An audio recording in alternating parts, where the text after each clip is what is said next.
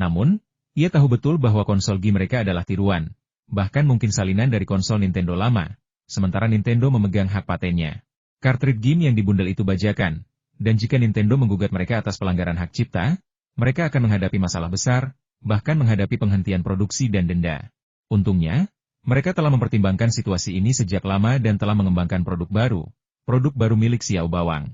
Sekarang, mereka mendapati bahwa semakin banyak keluarga berpenghasilan tinggi enggan membeli konsol permainan video untuk anak-anak mereka, karena percaya bahwa hal itu akan menyebabkan hilangnya ambisi. Duan Yongping tiba-tiba berpikir, bagaimana kalau kita tidak memproduksi konsol game, melainkan mesin pembelajaran yang dapat membantu anak-anak belajar? Kita bisa mengubah beberapa kata, idiom, bahasa Inggris, DLL, menjadi game sederhana. Bukankah itu akan mendorong orang tua untuk membelikannya untuk anak-anak mereka? Anak-anak akan bermain game sekaligus belajar, sekali mendayung dua pulau terlampaui. Tentu saja, sebelum produksi dimulai, mereka masih harus melakukan riset pasar. Mereka menemukan bahwa, selain mikrokomputer, tidak ada produk serupa lainnya yang memiliki fungsi ini. Dan mikrokomputer biasanya berharga puluhan ribu yuan. Jika mereka dapat memproduksi produk dengan fungsionalitas yang disederhanakan, mudah digunakan, dan harganya di bawah 2.000 yuan, dengan bandrol harga sedikit di atas 3.000 yuan, produk tersebut pasti akan laku keras. Gagasan ini membuat Duan Yongping sangat bersemangat, dan juga membuatnya bertekad bahwa Subor akan menemukan titik pertumbuhan laba baru dan menciptakan produk konsep baru, produk antara konsol permainan dan komputer mikro. Duan Yongping mendapatkan dukungan dari orang lain di perusahaan. Mereka semua percaya bahwa hanya dengan memproduksi produk baru, Subor dapat mempertahankan dan meningkatkan statusnya, dan tidak lagi hanya menjadi pabrik pembuat konsol game murah. Duan Yongping melaporkan ide ini kepada atasannya. Saat itu, Little Overlord masih sepenuhnya milik negara. Para pemimpin kota menganggap ide itu bagus, tetapi setelah diselidiki, mereka menemukan bahwa dana untuk pengembangan produk baru telah habis. Duan Yongping meminta agar pemerintah kota mengalokasikan 1 juta yuan lagi untuk pengembangan produk. Pemerintah kota dengan tegas menolak. Mereka sudah memberimu 1 juta, dan kau belum memikirkan apapun, dan sekarang kau ingin 1 juta lagi? Juta ini, juta ini, juta ini, kapan ini akan berakhir? Duan Yongping dengan sabar menjelaskan kepada pemimpinnya bahwa setelah produk ini dikembangkan, ia akan memonopoli pasar, mengalahkan semua produsen konsol game pesaing, dan keuntungan perusahaan akan meningkat beberapa kali lipat. Yang penting, ini tidak melanggar. Tiongkok telah membuka kebijakan impor konsol gamenya. Perusahaan game asing yang memasuki Tiongkok pasti akan melakukan riset pasar dan menemukan bahwa kami telah menjiplak teknologi paten mereka. Jika kami dituntut, kami harus menghentikan produksi. Sekalipun kami tidak dituntut, jika mereka juga merilis konsol game berbiaya rendah, memanfaatkan keunggulan merek-merek asing besar, mereka akan menjadi ancaman yang signifikan bagi produk kami. Duan Yongping merasa agak tidak berdaya. Masyarakat Tiongkok ini berpandangan bahwa produk asing sudah pasti yang terbaik. Produk mahal sudah pasti bagus. Ia khawatir meskipun konsol game asing tidak turun harganya, mereka tetap akan kehilangan sebagian besar pangsa pasar. Peluncuran produk baru sangat penting dan bahkan memengaruhi kelangsungan hidup Xiao Bawang. Sebenarnya, para pemimpin kota sudah lama memiliki pendapat tentang Duan Yongping. Duan Yongping selalu mengatakan bahwa ada masalah dalam pengelolaan Xiao Bawang dan perlu direstrukturisasi. Bagaimana Anda ingin merestrukturisasi? Tidak cukup hanya menjadikan Duan Yongping sebagai manajer umum. Anda juga ingin menjadikannya perusahaan saham gabungan dan menjadi ketua? Perusahaan ini milik kota, bukan Anda, Duan Yongping. Terakhir kali, Duan Yongping mengatakan kepadanya bahwa hal terpenting bagi Xiao Bawang adalah teknologi dan manajemen, dan dia meminta agar setelah restrukturisasi, baik teknologi maupun manajemen harus dikonversi menjadi saham. Apa gunanya? Duan Yongping, kau ingin membagi Xiao Bawang? Tanpamu, apakah Xiao Bawang akan gagal? Dan para teknisi itu, bukankah gaji mereka cukup tinggi? Mereka sudah menghasilkan 200 yuan sebulan, yang tidak jauh lebih buruk dari gajiku. Apalagi yang kau inginkan? Guangdong memang tidak punya banyak, tapi kami punya banyak talenta. Terutama dalam 2 tahun terakhir, kami terus-menerus melihat masuknya tenaga profesional terampil dari utara. Apakah keahlian mereka lebih buruk dari Anda? Kalau Anda tidak mau, saya akan cari orang lain. Mungkin gaji bulanan 150 yuan sudah cukup. Duan Yongping pernah berkata bahwa tuan kecil ini harus direstrukturisasi menjadi perusahaan saham gabungan, menyingkirkan departemen birokrasi yang membengkak, menambah jumlah orang di departemen teknis dan penjualan, dan memberi mereka penghargaan saham tertentu sebagai pengakuan atas kontribusi mereka kepada perusahaan dan memacu mereka untuk terus bekerja keras dan memberikan kontribusi yang lebih besar kepada perusahaan. Tentu saja, Duan Yongping sangat yakin bahwa Subor adalah ciptaannya. Ketika ia mengambil alih pabrik, ia terlilit utang lebih dari 2 juta yuan. Namun, ia tidak meminta sepeser pun dari pemerintah kota.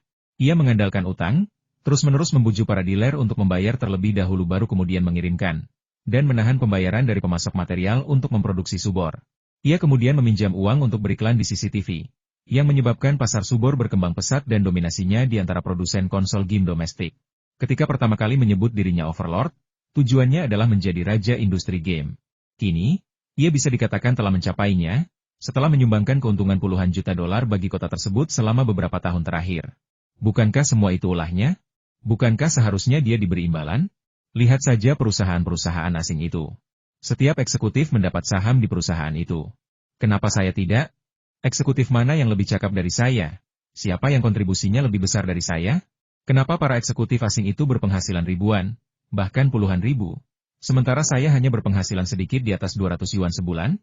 Restrukturisasi semacam ini tidak jarang terjadi di tempat lain, di mana mereka yang memberikan kontribusi signifikan diberi imbalan ekuitas.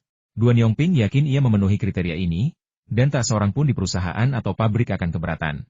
Ialah yang menggandakan gaji semua orang, dan semua orang sangat berterima kasih padanya. Namun, pemerintah kota tidak setuju dan berpendapat bahwa perusahaan tersebut tidak perlu direstrukturisasi. Xiao Bawang adalah perusahaan milik pemerintah kota dan sedang berkembang dengan sangat baik, sehingga seharusnya perusahaan tersebut terus berkembang. Namun, setelah Duan Yongping berulang kali mencoba memaksa kaisar turun tahta, kota akhirnya mengalah. Jika Duan Yongping menyerah sekarang, rasanya tak ada orang lain yang mampu mengemban tanggung jawab sebagai penguasa kecil. Namun, pemerintah kota memberi Duan Yongping satu permintaan jika laba tahunan Xiao Bawang bisa melebihi 100 juta yuan, barulah mereka bisa membahas restrukturisasi. Duan Yongping senang dengan respons pemerintah kota yang mengalah. Namun kini, pemerintah kota menolak memberikan dana litbang. Tanpa dana litbang, produk baru tidak dapat dirilis. Tanpa produk baru, bagaimana mereka bisa menghasilkan uang? Jika pemerintah kota tidak mengambil semua keuntungan, apakah subor akan khawatir tentang 1 juta dolar, mengingat profitabilitasnya tahun lalu? Setelah banyak persuasi, pemerintah kota akhirnya setuju untuk memberikan tambahan 500 ribu yuan, dengan niat untuk mempertimbangkan pendanaan litbang tambahan hanya setelah mencapai hasil. Duan Yongping meninggalkan kantor dengan penuh rasa terima kasih, bertekad untuk mengembangkan mesin pembelajaran secepat mungkin dan menunjukkan kemampuannya kepada pemerintah kota. Yang tidak diketahui Duan Yongping adalah bahwa prototipe mesin pembelajaran merek Aiwa telah diproduksi. Di sebuah studio rekaman di Beijing, seorang perempuan muda sedang merekam lagu baru. Feng Yu, mengenakan headphone, mengikutinya dan mendengarkan. Ia memang pantas menjadi penyanyi papan atas di negeri ini di kehidupan sebelumnya. Suaranya yang hangat sungguh unik. Tuan Feng, saya sangat suka lagu ini, terima kasih. Naing keluar dari studio rekaman dan membungkuk dalam-dalam kepada Feng Yu. Aku juga suka suaramu. Lagu ini ditulis khusus untukmu. Tentu saja, seperti yang sudah kukatakan sebelumnya, kamu akan mendapatkan lebih banyak dengan menandatangani kontrak ini. Feng Yu menyerahkan kontrak dukungan kepada Naing. San Nan mendukung VCD Feng Yu, dan Naing adalah pilihan Feng Yu untuk mendukung VCD Aihua. Seorang pria dan seorang wanita, keduanya adalah bintang pop terbaru yang melejit di Tiongkok. San Nan melejit ketenarannya di gala malam tahun baru, dan kini ia dibombardir dengan undangan ke berbagai pertunjukan komersial. Sebuah perusahaan rekaman Hong Kong bahkan siap mengontraknya dan membuatkan album khusus untuknya. Di kehidupan sebelumnya, San Nan mungkin akan dirugikan dengan kontrak ini. Sebagai seorang pemula, ia hanya bisa mendapatkan sedikit uang. Namun, sekarang setelah San Nan menjadi terkenal, ketentuan kontraknya jauh lebih baik. San Nan bahkan menelepon Feng Yu untuk mengungkapkan rasa terima kasihnya. Jika Feng Yu tidak memilihnya dan memberinya 2 lagu, bagaimana mungkin ia memiliki kesempatan baik seperti sekarang? Sekalipun ia sangat yakin bahwa suaranya pasti akan membuatnya terkenal, perbedaan antara tahun sebelumnya dan tahun berikutnya sangatlah besar. Naing adalah penyanyi wanita yang sedang naik daun di Tiongkok. Mungkin ia belum sepopuler Mao Amin atau penyanyi andalan beberapa grup seni lainnya, tetapi Feng Yu tahu persis betapa populernya suara Naing di masa depan. Terlebih lagi, Feng Yu menyukai suaranya. Kontrak yang ditawarkan Feng Yu adalah 1 juta yuan selama 10 tahun, dan dia tidak diizinkan untuk mendukung produk serupa, termasuk produk musik dan video. Naing awalnya tergoda dengan 1 juta, tetapi ia merasa 10 tahun terlalu lama, dan ia pikir 300 ribu dalam 3 tahun akan lebih baik. Ia juga tidak tahu apa itu VCD Aihua. Pada saat ini, Feng Yu mengeluarkan sebuah lagu, menyerahkannya kepada Naing, dan memintanya untuk mencoba menyanyikannya untuk melihat apakah dia menyukainya. They Doesn't Understand the Darkness of Night adalah lagu utama dari album Naing di masa lalunya, dan menjadi batu loncatan penting baginya untuk meraih status ratu pop. Tentu saja, lagu ini masih sedikit tertinggal dari lagu Chonquer yang memuncaki tangga lagu. Namun, lirik Chonquer belum pantas untuk diungkapkan saat ini. Namun, They doesn't understand the darkness of night saja sudah cukup untuk menempatkan Naing setara dengan Mao Amin. Tuan Feng, 10 tahun terlalu lama. Bisakah diubah menjadi 5 tahun? 400.000 sudah cukup. Feng Yu tersenyum dan berkata, Kak Na, menurutmu lagu ini lebih bagus dari The Mountain Doesn't Turn, The Water Turns? Bisakah lagu ini membantumu mengembangkan karir menyanyimu? Meskipun saya tidak mau mengakuinya, ini adalah faktanya. Naing mengangguk tapi Feng Yu melambaikan tangannya, menyela Naing. Kau pikir biaya endorsement yang kuberikan terlalu rendah, dan nilai endorsement MU pasti akan meningkat dalam 2 tahun, kan? Tapi pernahkah kau mempertimbangkan bahwa merek Aihua kita adalah merek besar, dan Walkman kita memiliki pangsa pasar domestik lebih dari 90%. Bahkan tanpa endorsement MU, dan hanya dengan iklan merek, menurutmu seberapa besar penjualan VCD kita akan terpengaruh? Bayangkan Yanwu. Berkat iklan perkampi Yanwu lah ia menjadi terkenal di kalangan penonton dan memasuki industri hiburan. Iklan produk kita bahkan lebih intensif daripada Yanwu. Feng Yu salah paham. Yanwu masih mahasiswa saat itu, dan memang, ia menjadi terkenal berkat iklan-iklan tersebut. Namun, Naing berbeda. Ia sudah menjadi penyanyi terkenal. Namun, Feng Yu benar. Menandatangani kontrak ini akan menjamin Naing terekspos, memungkinkan lebih banyak orang untuk mendengarkannya bernyanyi dan akhirnya jatuh cinta padanya. Bisakah saya kembali dan memikirkannya? Tentu saja, tapi tolong cepatlah. Kita akan syuting iklan. Kalau kamu menunda terlalu lama, aku khawatir aku harus menggantikanmu. Kamu tahu Sanan? Dia menyanyikan 2 lagu yang kuberikan dan sekarang sudah menandatangani kontrak dengan perusahaan rekaman Hong Kong. Dia akan merilis albumnya di seluruh Asia Tenggara dan menjadi hit besar di sana. Tidakkah kamu ingin hari itu tiba? Keesokan harinya, Naing berkonsultasi dengan gurunya dan mendiskusikannya dengan keluarganya sebelum menandatangani kontrak. Prosesnya panjang, tetapi kesempatan itu langka. Kamu tidak akan menyesal. Aku janji kamu akan tampil di gala festival musim semi CCTV tahun ini, kata Feng Yu misterius. Di kehidupan sebelumnya, orang-orang baru mulai mengingatnya setelah dia tampil di gala festival musim semi. Sebelumnya, orang-orang hanya mendengar lagu-lagunya, tetapi tidak banyak yang mengenalnya. Saat itu lagu-lagunya populer, tetapi dia tidak. Naing tertegun. Bisakah Feng Yu masih menjamin bahwa ia akan tampil di gala festival musim semi CCTV? Jika Feng Yu mengatakannya lebih awal, ia mungkin tidak perlu memikirkannya semalaman. 1 juta ini setelah pajak. Dengan uang ini, kamu bisa lebih fokus pada karir musikmu. Sekadar mengingatkan, kalau kamu tampil di panggung komersial nanti, bahkan kalau kamu bernyanyi di klub malam atau semacamnya, ingatlah untuk melaporkan pajakmu. Feng Yu juga mengingatkan Sanan, Liu Xiaoqing, Chen Peishi, dan lainnya tentang hal ini. Di kehidupan sebelumnya, mereka tidak memiliki kesadaran untuk membayar pajak, dan banyak yang bahkan sengaja menghindari pajak, termasuk Liu Xiaoqing dan Mao Amin, dan akhirnya dihukum berat oleh negara. Karena mereka sekarang menjadi juru bicara Feng Yu dan Aihua, Feng Yu tidak ingin mereka mengulangi kesalahan yang sama. Tentu saja, jika mereka melakukannya, itu akan dianggap pelanggaran kontrak, dan Feng Yu tidak akan meminta mereka membayar banyak, tetapi 1 juta yuan itu harus dikembalikan sepenuhnya. Feng Yu tidak bisa membiarkan mereka merusak citra merek. Segera setelah itu, Naing dan Sanan mulai syuting iklan untuk 2 merek VCD.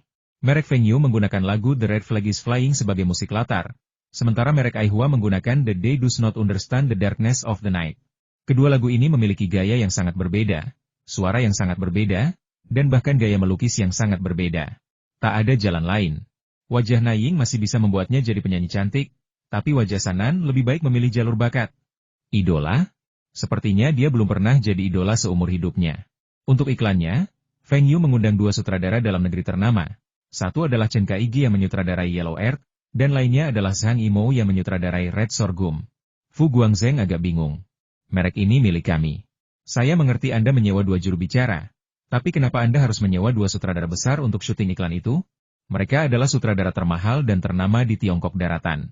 Feng Yu berpikir dalam hati, aku tidak hanya mempekerjakan mereka sebagai sutradara, aku juga menandatangani kontrak dengan mereka untuk 3 iklan masing-masing, dan membayar mereka semua. Nilai mereka memang belum cukup tinggi saat ini, tetapi dalam 1 atau 2 tahun, gaji sutradara mereka setidaknya akan berlipat ganda. Inilah efek yang kuinginkan. Tidakkah menurutmu ini akan memberi orang perasaan bahwa kedua merek ini bersaing satu sama lain? Tanya Feng Yu sambil tersenyum. Oposisi? Fu Guangzheng tiba-tiba menyadari bahwa inilah niat Feng Yu. Dengan begini, penggemar kedua penyanyi dan sutradara tersebut akan mendukung merek yang berbeda, dan apapun merek yang mereka beli, Feng Yu lah yang akan menghasilkan uang. Ini adalah model persaingan sehat yang pernah diadopsi Aihua dengan Sony, yang memungkinkannya menduduki pasar paling cepat dan merebut pangsa pasar produk serupa lainnya. Fu Guangzheng mengacungkan jempol pada Feng Yu. Feng Yu melihat ekspresi Fu Guangzheng dan merasa ada yang kurang pada orang ini nyonya. Anda hebat sekali, hebat sekali. Karena perjanjian kerjasama dengan AIWA, saluran AIWA di Tiongkok tidak terbuka untuk Nintendo sebelum mesin pembelajaran tersebut diluncurkan ke pasaran. Tiongkok telah mengizinkan impor konsol game. Untuk memasuki pasar Tiongkok daratan lebih cepat daripada Sega, Nintendo terlebih dahulu mengontrak AIWA untuk memproduksi sejumlah mesin pembelajaran. Kartrid untuk mesin-mesin ini sepenuhnya diproduksi oleh pabrik-pabrik Tiongkok, terutama untuk game seperti permainan idiom chain, penjelasan kata, dan pembelajaran bahasa Inggris. Maka, pada akhir Mei, mesin pembelajaran AIWA diluncurkan di Tiongkok daratan. Feng Yu mematok harga eceran 3.288 yuan per unit dan harga grosir 3.000 yuan. Biaya produksinya hanya sekitar 1.500 yuan, meskipun ia bekerja sama dengan Nintendo. Biaya ini sudah termasuk biaya masuk dan biaya pengiriman. Jika diproduksi di pabrik di Tiongkok daratan, mungkin 1.000 yuan sudah cukup. Nintendo meluncurkan beberapa konsol game dengan harga bervariasi, mulai dari lebih dari 1.000 hingga lebih dari 3.000 yuan, dengan harapan dapat mendominasi pasar Tiongkok daratan. Sega juga meluncurkan beberapa konsol game dengan harga bervariasi untuk bersaing dengan Nintendo.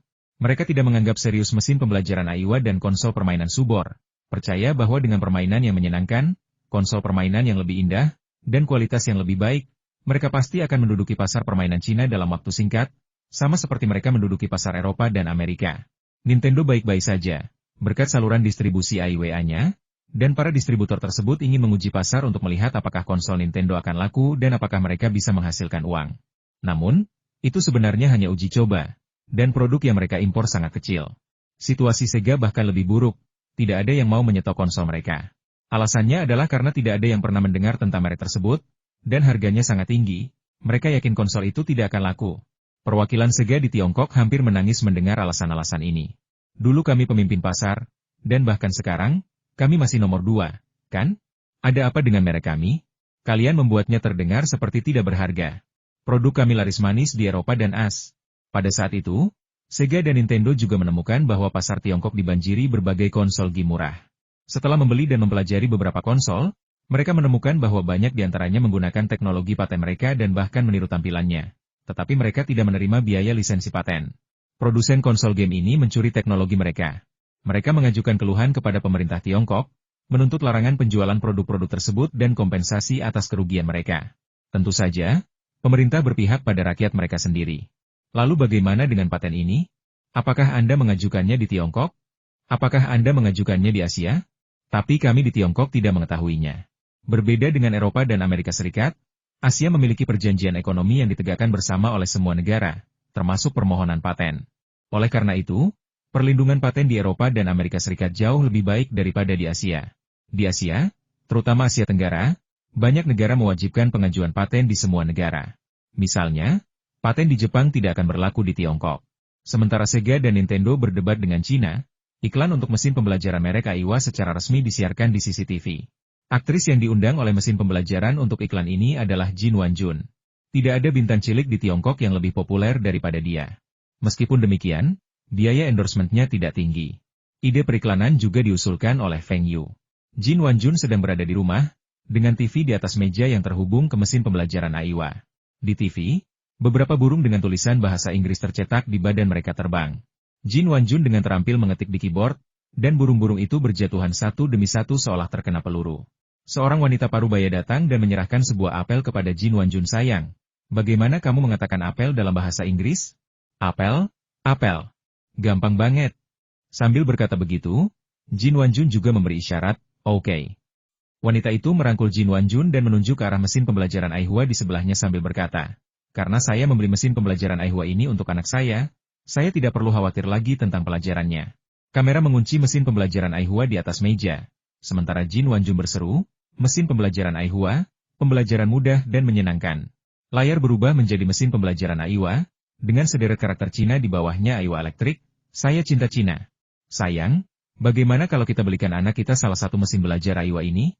Lihat nilai bahasa Inggris anak kita, bahkan tidak sebagus anak tetangga. Pak Tua Zhang, tidak apa-apa. Kamu bisa pergi ke mall besok dan melihat-lihat. Kita juga bisa menghindari kekhawatiran. Setiap kali aku mengadakan pertemuan orang tua dan guru, gurunya selalu membuatku malu. Bu, aku mau mesin pembelajaran AIWA itu. Untuk apa kamu menginginkan itu? Kamu tidak sedang belajar bahasa Inggris. Ada idiom di sini. Aku ingin mempelajarinya. Lagi pula, aku juga bisa belajar mengetik dengan ini. Guru kami bilang semua orang harus bisa mengetik di komputer nanti. Kalau begitu, bicaralah pada ayah. Kalau ayah setuju, ibu akan membelikannya untukmu. Ayah, aku pergi ke rumah Xiaoming. Dia membeli mesin pembelajaran Aiwa. Aku pergi belajar dengannya. Jika saya menggunakannya, apakah nilai saya benar-benar akan meningkat? Lagi pula itu lebih baik daripada tidak sama sekali. Kalau begitu, ayo. Di akhir pekan, kita ke mall dan beli satu.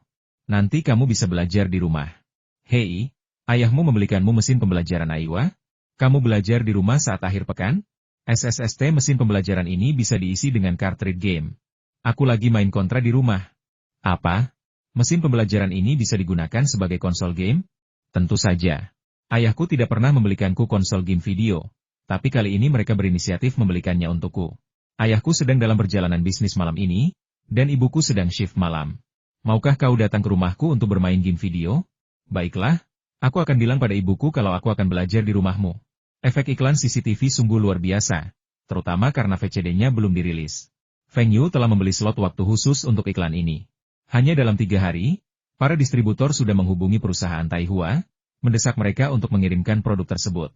Batch pertama mesin pembelajaran Aiwa hanya tersedia 10.000 unit, dan setiap distributor hanya bisa mendapatkan 300 hingga 500 unit.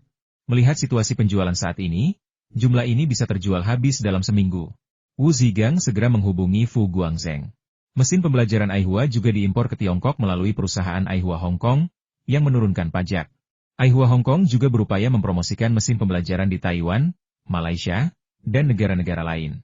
Untungnya, pabrik Aiwa telah berkembang dalam 2 tahun terakhir, dan ketika Feng Yu mengatakan ingin meluncurkan mesin pembelajaran, mereka segera membeli 2 jalur produksi yang sudah jadi, keduanya di Jepang, dan mereka sekarang dapat memulai produksi, belum lagi mereka juga memiliki Nintendo sebagai pabrik pengecoran. Gelombang kedua yang terdiri dari 20.000 mesin pembelajaran segera memasuki pasar Cina, dan pasar lain di Asia Tenggara juga mulai melihat beberapa respons. Mesin pembelajaran ini menggunakan prosesor 486 dan dapat melakukan banyak hal yang hanya dapat dilakukan oleh komputer mikro, namun harganya hanya 600. Teknologi Aiwa sungguh mengesankan, bahkan mampu menghasilkan produk seperti itu. Tidak heran jika Walkman Aiwa lebih baik daripada Walkman Sony. Masuk akal, kehebatan teknologi mereka terbukti. Awalnya Liu Shengzhao tidak optimis dengan mesin pembelajaran ini, tetapi Feng Yu bersikeras membuatnya, bahkan memintanya membayar Nintendo untuk memproduksinya. Namun, dilihat dari penjualan saat ini, Feng Yu benar. Jika mesin pembelajaran ini dibuat oleh orang lain, mereka akan kehilangan banyak keuntungan. Selain itu, ia selalu ingin memasuki pasar komputer mikro suatu hari nanti, dan sekarang mesin pembelajaran ini adalah hal yang tepat untuk menguji kemampuan teknis para teknisi. Terutama dengan popularitas mesin pembelajaran Aiwa, penjualan Aiwa Walkman di Asia Tenggara kembali meningkat. Inilah manfaat branding. Selama ada produk yang sukses, produk lain juga akan dipilih oleh para pendukung merek. Mesin pembelajaran Aiwa, sukses. Saat Subor masih meneliti mesin pembelajaran, mereka menemukan bahwa sebuah mesin pembelajaran sudah ada di pasaran dan bahkan diiklankan di CCTV. Mereka sangat terkejut mengetahui bahwa produsen mesin pembelajaran ini adalah Aihua. Mereka tidak pernah membayangkan bahwa Aihua, yang membuat Walkman, juga akan mulai membuat mesin pembelajaran. Mereka segera membeli beberapa dan membongkarnya untuk mempelajari produk orang lain, yang jauh lebih mudah daripada mengembangkan produk mereka sendiri. Tak lama kemudian, mereka juga menguasai teknologi yang relevan. Duan Yongping dengan gembira melaporkan kepada pimpinannya bahwa produk baru tersebut telah berhasil dikembangkan dan biayanya kurang dari 1.300 yuan. Meskipun sudah ada mesin pembelajaran Aiwa di pasaran, ia tidak khawatir. Saat pertama kali membuat konsol game, ada cukup banyak konsol game di pasaran. Tetapi pada akhirnya, bukankah Subor yang mendominasi pasar? Hal yang sama berlaku untuk mesin pembelajaran ini. Anda menjualnya seharga 3.000 yuan karena Anda mengimpornya, dan biaya pengiriman, tarif, DLL, menghalangi Anda untuk menurunkan biaya. Subor berbeda. Biaya kami rendah, jadi kami bisa menjualnya seharga 2.000 yuan dan tetap mendapat untung besar. Konsol game kami awalnya mendominasi pasar dengan mengungguli pesaing melalui perang harga. Meskipun Aihua merupakan merek besar, merek Subor kami juga cukup kuat, terutama di wilayah selatan Sungai Yangtze di mana pengenalan merek kami sangat tinggi. Bosnya juga sangat senang. Produk baru itu akhirnya berhasil dikembangkan. Kalau tidak, bukankah semua biaya RD akan sia-sia? Duan Yongping meyakinkannya secara langsung bahwa mesin pembelajaran Subor akan segera menguasai pasar domestik. Mesin pembelajaran Aihua itu diiklankan di CCTV, dan Subor juga memiliki kontrak iklan di CCTV. Iklan Aihua sangat kreatif dan dapat menarik minat orang tua untuk membeli. Tetapi saya juga punya ide iklan yang sangat bagus, yaitu lagu anak-anak. Biarkan anak-anak mengingat lagu anak-anak kita dan melafalkannya sambil bermain, yang juga bisa memberikan efek yang sangat baik. Sekarang kami hanya butuh sedikit uang untuk publisitas, dan kami juga bekerja sama dengan stasiun TV lokal untuk beriklan. Kami juga punya saluran penjualan yang sangat bagus, jadi kami pasti bisa merebut pasar. Sang pemimpin mengangguk setuju dan mengalokasikan sejumlah uang lagi kepada Subowang untuk mempromosikan dan memproduksi mesin pembelajaran Subowang. Ia berharap mesin pembelajaran Subowang menjadi populer di seluruh negeri dan menghasilkan keuntungan tahunan lebih dari 100 juta. Setelah menerima uang tersebut, Duan Yongping segera memerintahkan pabrik untuk fokus memproduksi mesin pembelajaran dan berhenti memproduksi konsol game. Merek-merek konsol game asing terkemuka telah memasuki pasar Tiongkok, menawarkan game yang bahkan lebih baik. Kita perlu perlahan-lahan menghilangkan reputasi Subor sebagai produsen konsol game dan membuat orang-orang mengingat Subor sebagai produsen mesin pembelajaran, sebuah model hiburan edukatif. Tetapi ketika mereka pergi ke Biro Industri dan Komersial untuk mendaftar, mereka diberitahu bahwa produk Subor tidak dapat disebut mesin pembelajaran. Duan Yongping merasa sangat bingung. Mengapa produk kami tidak bisa disebut mesin pembelajaran? Staf industri dan komersial menjelaskan kepada mereka bahwa mesin pembelajaran tersebut adalah merek dagang terdaftar dari Taihua International Trading Company dan telah mendapatkan izin penggunaan dari Hong Kong Aihua Company. Anda tidak memiliki izin dan tidak dapat menggunakannya. Jika Anda menggunakannya, itu merupakan pelanggaran dan merupakan produk palsu dan berkualitas buruk. Duan Yongping tidak pernah membayangkan produk yang sudah lama ia pertimbangkan akan benar-benar terdaftar sebagai merek. Tapi itu tidak mengganggunya. Anda menyebutnya mesin pembelajaran, dan saya bisa menyebutnya mesin pembelajaran super. Mesin pembelajaran super Subor terdengar lebih baik daripada mesin pembelajaran Aihua. Tergantung nama apa yang akan dibeli orang tua. Setelah keluar dari Biro Industri dan Komersial, Duan Yongping bereaksi cepat dan menyadari bahwa mungkin saja teknologi mesin pembelajaran ini juga telah dipatenkan. Setelah dicek, ternyata benar. Beberapa teknologi dalam mesin pembelajaran tersebut ternyata sudah dipatenkan. Jika mereka ingin menggunakan teknologi ini, mereka harus mendapatkan izin dari perusahaan AIWA Jepang. Duan Yongping kembali ke perusahaan dengan putus asa. Apa yang harus ia lakukan? Produk yang ia kembangkan dengan susah payah tidak dapat diproduksi sama sekali.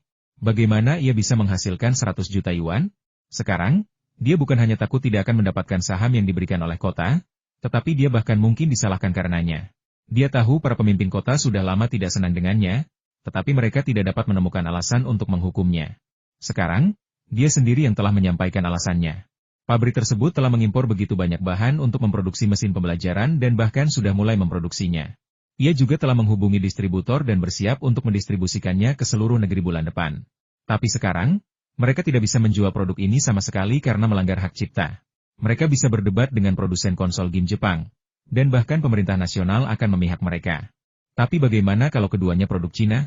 Bagaimana mungkin pemerintah masih memihak mereka? Kekuatan Aihua jauh lebih besar daripada mereka. Terutama karena perusahaan terdaftar untuk mesin pembelajaran ini adalah Taihua Trading Company, yang memenangkan penghargaan nasional pada hari tahun baru. Begitu gugatan ini diajukan, mereka pasti akan kalah, dan produk mereka bisa dianggap palsu dan berkualitas buruk. Sebagai manajer perusahaan, ia bahkan bisa dipenjara.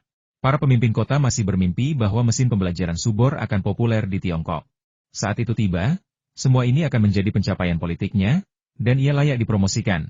Tetapi Duan Yongping tiba-tiba mengatakan kepadanya bahwa Subor tidak dapat lagi memproduksi mesin pembelajaran. Berita ini bagaikan sambaran petir. Para pemimpin tercengang. Bagaimana mungkin kita tidak memproduksinya? Bukankah kita sudah berhasil mengembangkannya? Bukankah Anda bilang lini produksinya sudah dimodifikasi dan produksi massal sudah siap? Pelanggaran? Pelanggaran paten AIWA dan merek dagang Taihua. Dia bisa menangani masalah merek dagang, tetapi tidak ada cara untuk menyelesaikan masalah paten. Kecuali Xiao Bawang bisa mendapatkan surat otorisasi paten. Namun, bagaimana ini mungkin? Mesin pembelajaran Aihua hampir tidak memiliki pesaing saat ini, dan bahkan dapat dikatakan telah mengisi celah di pasar. Tidak ada yang akan melisensikan paten tersebut kepada pihak lain. Pemimpinnya murka saat itu. Kamu minta uang, aku kasih. Aku dukung semua yang kamu lakukan. Sekarang kamu bilang produk yang kita hasilkan gak bisa dijual? Apa cuma buang-buang uang? Berapa biaya yang dikeluarkan kota ini? Apa yang kau janjikan padaku waktu itu? Bagaimana kau ingin aku menjelaskan ini kepada bos sekarang? Bicaralah. Aku akan bertanggung jawab. Duan Yongping menundukkan kepalanya. Jika dia tidak bertanggung jawab, maka orang lain di perusahaanlah yang akan bertanggung jawab.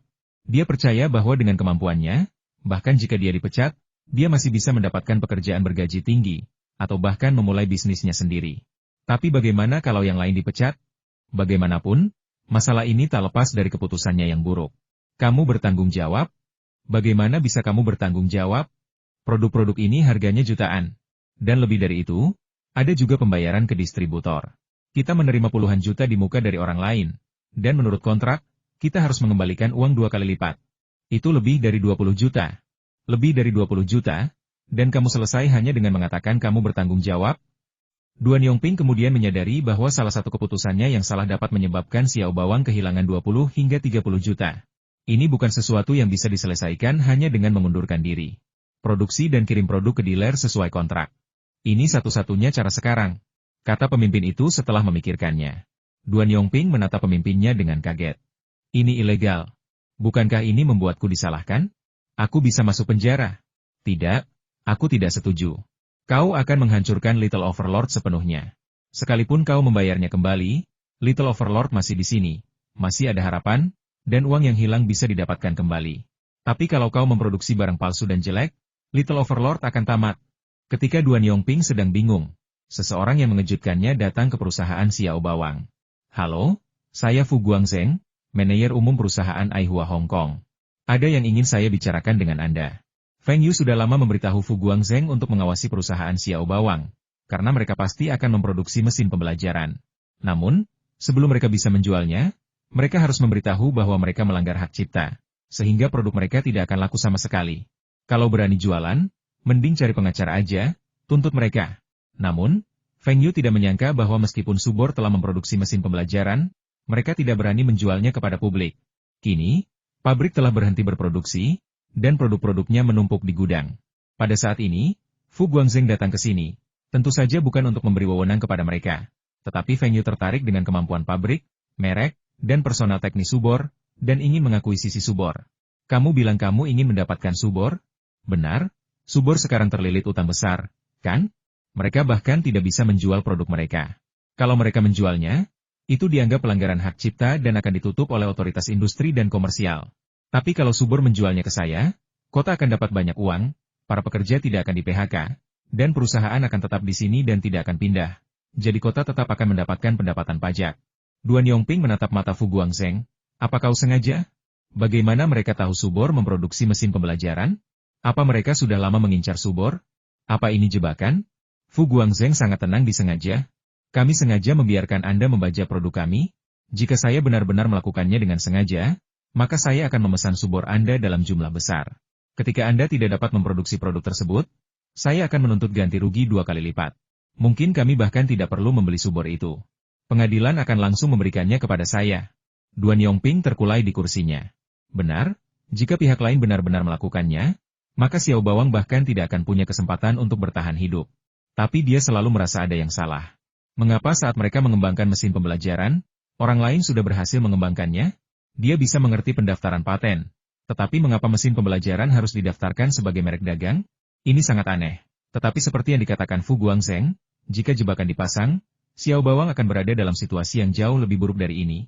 Dan pihak lain tidak tahu bahwa Xiao Bawang juga sedang mengembangkan mesin pembelajaran. Tetapi apapun yang terjadi, tampaknya menjual perusahaan tersebut kepada Aihua adalah solusi terbaik saat ini. Kau ingin memiliki Little Overlord sendirian? Tidak, saya pemegang saham kecil. Ada pemegang saham besar lain yang membayar tagihan, dan dia dari Harbin. Tapi dia bilang akan memberimu sejumlah saham sebagai bonus di masa mendatang.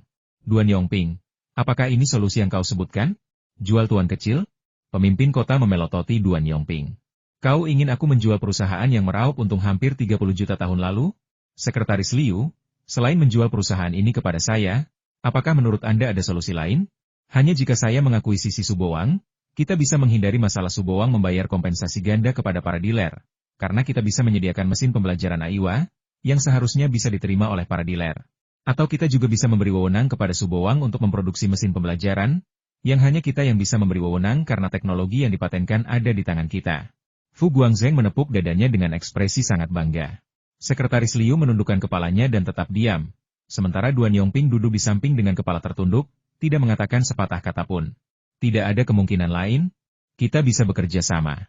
Tuan kecil, bagaimana kalau kamu beli beberapa saham? Fu Guangzheng tersenyum dan menggelengkan kepalanya. Saya tidak mewakili diri saya sendiri. Perusahaan Xiao Bawang harus menjual semuanya kepada kami. termasuk perusahaan, pabrik, merek dagang, dan semua aset lainnya. Tentu saja, kami juga berjanji tidak akan memecat pekerja-pekerja ini tanpa alasan yang masuk akal, dan kami tidak akan mengurangi gaji mereka. Ya, para pekerjanya tidak akan dipecat, tapi manajemennya, Anda tidak bisa memastikannya. Sangat mudah menemukan alasan untuk memecat seseorang. Fu Guangzheng, seperti Feng Yu, bisa menerima perusahaan yang berserikat, tetapi ia tidak bisa menerima sekelompok pemimpin yang tidak tahu apa-apa. Perusahaan adalah perusahaan, bukan pemerintah. Ia tidak membutuhkan semua departemen di perusahaan, terutama ketika banyak departemen memiliki tanggung jawab yang tumpang tindih. Dan gaji para pemimpin itu jauh lebih tinggi daripada gaji para pekerja. Jika Anda memegang saham pengendali, tidak bisakah Anda mempertahankan sebagian saham kota? Sikap Sekretaris Liu hampir memohon.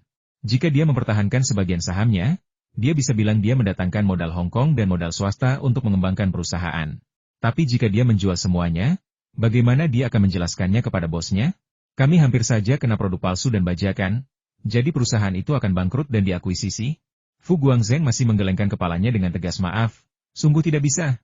Jika Anda menjual Xiao Bawang kepada kami akan mengukur seluruh aset Xiao Bawang, bahkan produk yang ada di gudang, dan menghitung uangnya. Tidak ada perusahaan lain yang bisa melakukan ini selain kami. Karena perusahaan lain tidak menginginkan produk di gudang Anda. Dengan cara ini, kota masih bisa mendapatkan dana sekitar 20 juta. Jika Anda tidak menjualnya kepada kami, maka Xiao Bawang membutuhkan setidaknya 30 juta untuk menyelamatkannya. Pikirkanlah, apakah Anda menginginkan 20 juta tunai dan perusahaan yang menyediakan pekerjaan tetap bagi para pekerja dan membayar pajak kepada kota? Atau apakah Anda harus menghabiskan lebih dari 30 juta untuk menyelamatkan perusahaan, tetapi ada kemungkinan besar perusahaan itu akan tetap bangkrut? Apa yang harus saya pilih? Saya menunggu balasan Anda. Fu Guangzheng kembali ke hotel dan menelepon Feng Yu, memberitahunya bahwa akuisisi Xiao Bawang sudah pasti. Namun, mengapa Feng Yu tidak membiarkannya menurunkan harga? Ia yakin jika ia menggunakan cara komersial untuk menurunkan harga, Xiao Bawang bisa diakuisisi dengan harga kurang dari 10 juta yuan. Namun sekarang, akuisisi perusahaan itu membutuhkan hampir 20 juta yuan, yang sungguh sia-sia. Feng Yu mengatakan hal itu tidak masalah, karena ini akan membantunya berhubungan lebih baik dengan pemerintah setempat dan menstabilkan tim teknis. Fu Guangzheng mengakui bahwa tim teknis Xiao Bawang memang hebat dan mereka mampu memecahkan teknologi mesin pembelajaran dengan sangat cepat, tetapi itu tidak sepadan dengan investasi Feng Yu, kan? Pemerintah daerah, dia dari Hong Kong, apa yang perlu ditakutkan? Hari itu, pemerintah kota Zhongshan mengadakan rapat hingga tengah malam, dengan semua pemimpin berdebat apakah akan menyetujui usulan Fu Guangzheng. Akhirnya, semua orang mencapai konsensus setuju saja. Bagaimanapun, situasi yang digambarkan Fu Guangzheng adalah apa yang harus mereka hadapi. Entah mereka mengambil uang itu dan menjual perusahaan kepada orang lain, atau mereka membayar uang itu dan perusahaan itu bisa bangkrut, meninggalkan para pekerja tanpa tujuan. Sekretaris Liu melaporkan masalah tersebut kepada pimpinan yang mempromosikannya di Guangzhou. Pimpinan tersebut terdiam beberapa saat dan akhirnya memutuskan untuk menjual Xiao Bawang kepada seorang pengusaha Hong Kong. Fu Guangzheng dan anak buahnya memeriksa aset Xiao Bawang.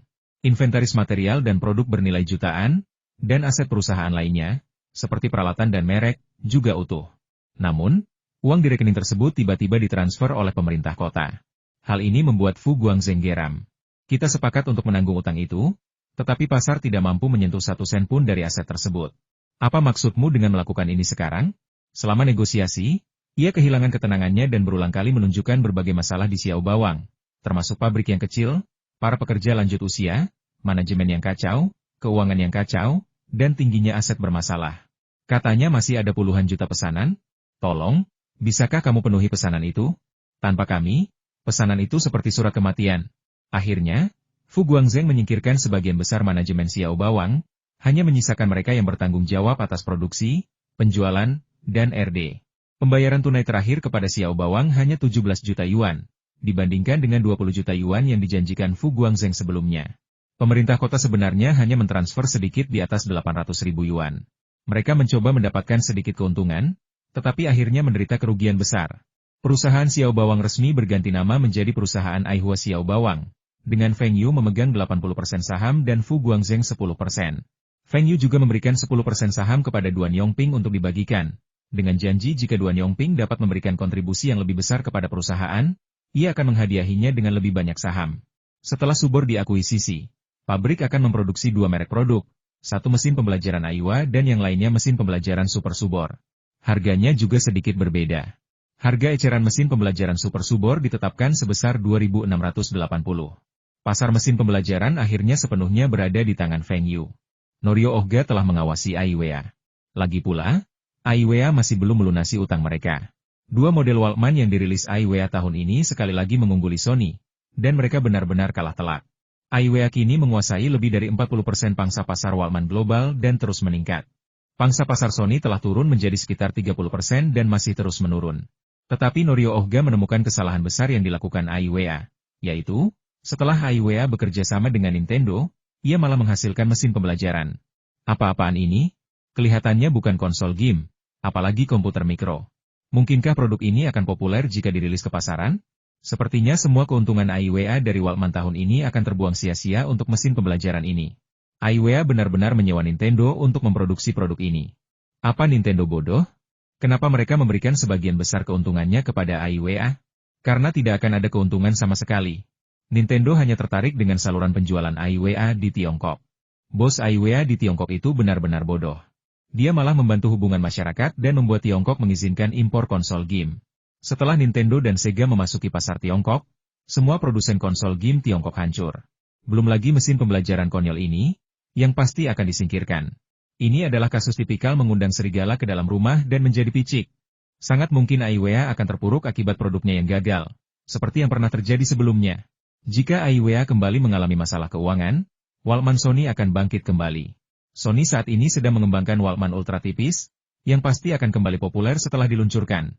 Aiwea telah menginvestasikan energinya dalam mesin pembelajaran ini. Saya dengar mereka telah bertukar beberapa teknologi dengan perusahaan Tiongkok dan membeli dua lini produksi, dengan alasan ingin memproduksi perekam video jenis baru. Ohga Norio sangat gembira. Yagyu Hajime terlalu serakah, ingin melakukan segalanya tanpa mempertimbangkan apakah Aiwea mampu menangani begitu banyak aspek. Apakah mereka memiliki cukup tenaga R&D teknis? Tidak semua perusahaan memiliki staf teknis seperti Sony. Artinya, Aiwea pasti akan kembali disalip Sony dalam teknologi Walkman. Apalagi di akhir tahun, Aiwea masih harus membayar utang Sony. Melihat betapa borosnya Aiwea sekarang, bagaimana mereka akan mendapatkan uang di akhir tahun? Apa anak Cina itu masih punya uang? Jika Yagyu Hajime dipecat oleh bosnya di Tiongkok karena insiden ini, Aiwea pasti sudah tamat. Tanpa Yagyu Hajime, Aiwea takkan bisa bangkit lagi. Ketika Norio Ohga, seluruh eksekutif Sony, dan bahkan perusahaan elektronik Jepang lainnya menunggu untuk melihat Aiwea dan menertawakan Yagyu Hajime, mereka tiba-tiba menerima berita bahwa mesin pembelajaran Aiwea telah terjual habis di Cina, dan para dealer melambaikan cek dan meminta Aiwea untuk mempercepat produksi dan pengiriman. Tak lama kemudian, mesin pembelajaran mulai bermunculan di pasar-pasar di negara-negara Asia Tenggara lainnya. Meskipun penjualannya rendah, mereka tidak memiliki pesaing dan secara mengejutkan tidak mengalami kerugian. Lebih lanjut, tampaknya setelah pasarnya berkembang pesat, mereka kemungkinan besar akan sangat menguntungkan. Ohga Norio tercengang, Sony tercengang, dan perusahaan elektronik Jepang lainnya tercengang. Mereka semua mulai mempelajari mengapa mesin pembelajaran ini begitu populer dan mengapa bisa menghasilkan uang. Bagi mereka, itu hanyalah konsol permainan kaset kuno, dengan beberapa fitur tambahan seperti mengetik dan belajar bahasa asing, tetapi teknologinya tidak terlalu rumit, dan tidak ada fitur yang istimewa. Meskipun begitu, produk ini sangat populer di pasaran. Segera setelah itu, Aiwea mengakuisisi sebuah perusahaan di Cina dan mulai memproduksi merek mesin pembelajaran lainnya, dan Aiwea juga mulai menjual mesin pembelajaran di Jepang. Yang tidak mereka duga adalah mesin pembelajaran ini juga dibeli oleh banyak orang di Jepang. Karena mesin pembelajaran Aiwea dijual di toko mereka sendiri, mereka tidak perlu beriklan terlalu banyak, dan mereka sudah memiliki arus pelanggan yang cukup besar. Mesin pembelajaran ini benar-benar diakui di pasar Jepang. Dan sekarang beberapa orang bilang teknologi Aiwea cukup bagus untuk membuat mikrokomputer, bahkan lebih baik daripada Sony. Itu cuma candaan. Apakah mikrokomputer semudah itu dibuat? Kami di Sony sudah pernah memproduksi mikrokomputer, kan? Teknologi Aiwea di bidang elektronik konsumen jelas tidak sebanding dengan Sony, kecuali Walkman. Namun, mereka sangat yakin bahwa ini hanyalah momen sesaat dan Aiwea tidak akan menghasilkan uang darinya. Terlebih lagi, gagasan Aiwea akan memproduksi perekam video baru sungguh menggelikan. Tidak mungkin setiap produk Aiwea menghasilkan uang. Di kantor pusat Nintendo, presidennya sangat marah. Sudah sebulan sejak kami memasuki pasar Tiongkok, jadi bagaimana angka penjualan kami? Apa yang Anda katakan waktu itu? Tiongkok itu seperti lembaran kosong, dan memasuki pasar itu pasti akan meningkatkan penjualan dan keuntungan Nintendo dalam waktu singkat. Hasilnya, tidak ada distributor yang mau memesan untuk bulan kedua karena produk bulan pertama belum terjual habis. Pabrik itu memproduksi konsol game, tetapi tidak laku sama sekali, sehingga menyebabkan penumpukan pesanan yang serius. Jika terus seperti ini, mereka terpaksa menurunkan harga. Jika Sega menguasai pasar, ia masih bisa menerimanya. Lagi pula, Sega adalah produsen terbesar kedua di dunia, dan beberapa teknologinya masih jauh lebih maju daripada Nintendo. Tapi apa kenyataannya? Orang Tiongkok sama sekali tidak mengenali konsol game Nintendo. Mereka bahkan tidak mengenali merek Nintendo. Saya sudah bayar iklan, tapi kenapa cuma ada iklan di koran? Bagaimana dengan televisi? Tiongkok punya stasiun TV satelit dengan jangkauan nasional, jadi kenapa tidak beriklan? Apa? Gak bisa beli? Semuanya sampah. Nintendo telah salah menilai pasar Tiongkok. Harga produk mereka terlalu tinggi, dan Tiongkok sama sekali tidak menerimanya. Konsol yang mereka jual hanya di atas 1.000 yuan. Yang di atas 2.000 yuan tampaknya tidak populer. Karena efeknya sama, mereka menggabungkan permainan mereka dengan permainan yang baru. Tetapi mereka menemukan bahwa kartrid permainan baru mereka muncul di pasaran dengan sangat cepat, dan harganya hanya beberapa hingga belasan yuan. Sementara kartrid mereka dijual seharga ratusan yuan. Pada saat itu, Nintendo tiba-tiba menyadari bahwa mesin pembelajaran tersebut tampaknya laris manis. Meskipun mesin pembelajaran ini adalah merek AIWA dan AIWA juga mengambil bagian keuntungan yang lebih besar, mereka tidak merugi. Namun, tak lama kemudian, mereka menyadari bahwa AIWA telah mengurangi produksinya. Mereka mengakuisisi sebuah perusahaan Tiongkok, melisensikan teknologinya kepada pihak lain, dan memproduksi mesin pembelajaran super bernama Subor. Nintendo merasa tertipu oleh AIWA. Mereka memberikan teknologinya kepada AIWA dan membantu AIWA mengembangkan mesin pembelajaran dengan sukses, tetapi sekarang mereka tidak bisa mendapatkan banyak keuntungan. Telepon dan hubungi Liu Shengzhao. Kalau mereka masih mau bekerja sama dengan kita, mereka harus memberiku penjelasan. Presiden Nintendo mengira bahwa dengan kekuatan Nintendo, AIWA pasti akan memberikan konsesi. Tetapi Hajime Yagyu berkata tanpa ragu bahwa jika Nintendo merasa kerja sama itu merugikan, maka perjanjian kerja sama strategis akan batal. Baru saat itulah mereka menyadari bahwa Nintendo benar-benar telah ditipu oleh AIWA, sama seperti mereka telah membodohi Sony sebelumnya. AIWA memang melanggar perjanjian, tetapi mereka sudah mengakuisisi beberapa teknologi Nintendo. Namun, teknologi yang diterima Nintendo jauh lebih rendah nilainya daripada yang mereka bayar. Meskipun mereka mendapatkan apa yang paling mereka inginkan masuk ke pasar Tiongkok dan akses ke saluran penjualan AIWA produk mereka tidak laku di Tiongkok, sehingga mereka mengalami kerugian besar.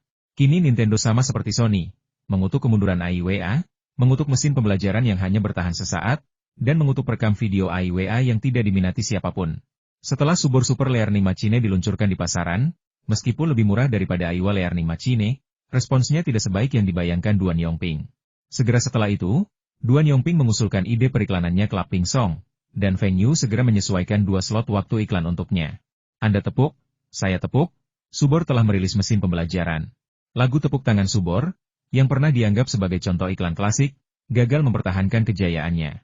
Sebelumnya, Subor telah mengisi ceruk pasar, tanpa meninggalkan pesaing di pasar mesin pembelajaran. Namun kali ini berbeda. Mesin pembelajaran AIWA baru dipasarkan selama 1 bulan, dan di bulan pertama, kepadatan iklannya sangat tinggi, dengan 8 iklan setiap hari. Tidak ada perusahaan atau merek lain yang dapat menandinginya. Meskipun Feng Yu menyesuaikan iklan setelah Subor Super Learning Machine diluncurkan di pasaran, volume penjualan AIWA Learning Machine masih lebih baik daripada Subor Super Learning Machine. Duan Yongping menganalisis situasi tersebut dan menyimpulkan bahwa kurangnya dukungan selebritas kemungkinan menjadi penyebabnya. Jika selebritas ternama mendukung produk tersebut, penjualan pasti akan meningkat. Tidak banyak nama besar yang terkenal saat ini, tetapi ia yakin yang paling terkenal, bahkan mendunia, adalah Fang Long. Duan Yongping memikirkannya, menelepon Feng Yu, dan memberitahu Feng Yu bahwa dia ingin meminta Fang Long untuk mendukung mesin pembelajaran Super Subor. Feng Yu sangat ketakutan hingga hampir melempar ponselnya. Siapa yang kau cari sebagai juru bicaramu? Fang Long? Astaga, di masa lalunya, Fang Long dikenal sebagai pembunuh dukungan merek. Merek apapun yang dia dukung, merek itu pasti akan bermasalah. Bahkan ada pepatah di dunia bisnis bahwa jenis bisnis tertentu mati karena dukungan Fang Long. Ia mendukung mesin pembelajaran Subor, tetapi Subor bangkrut.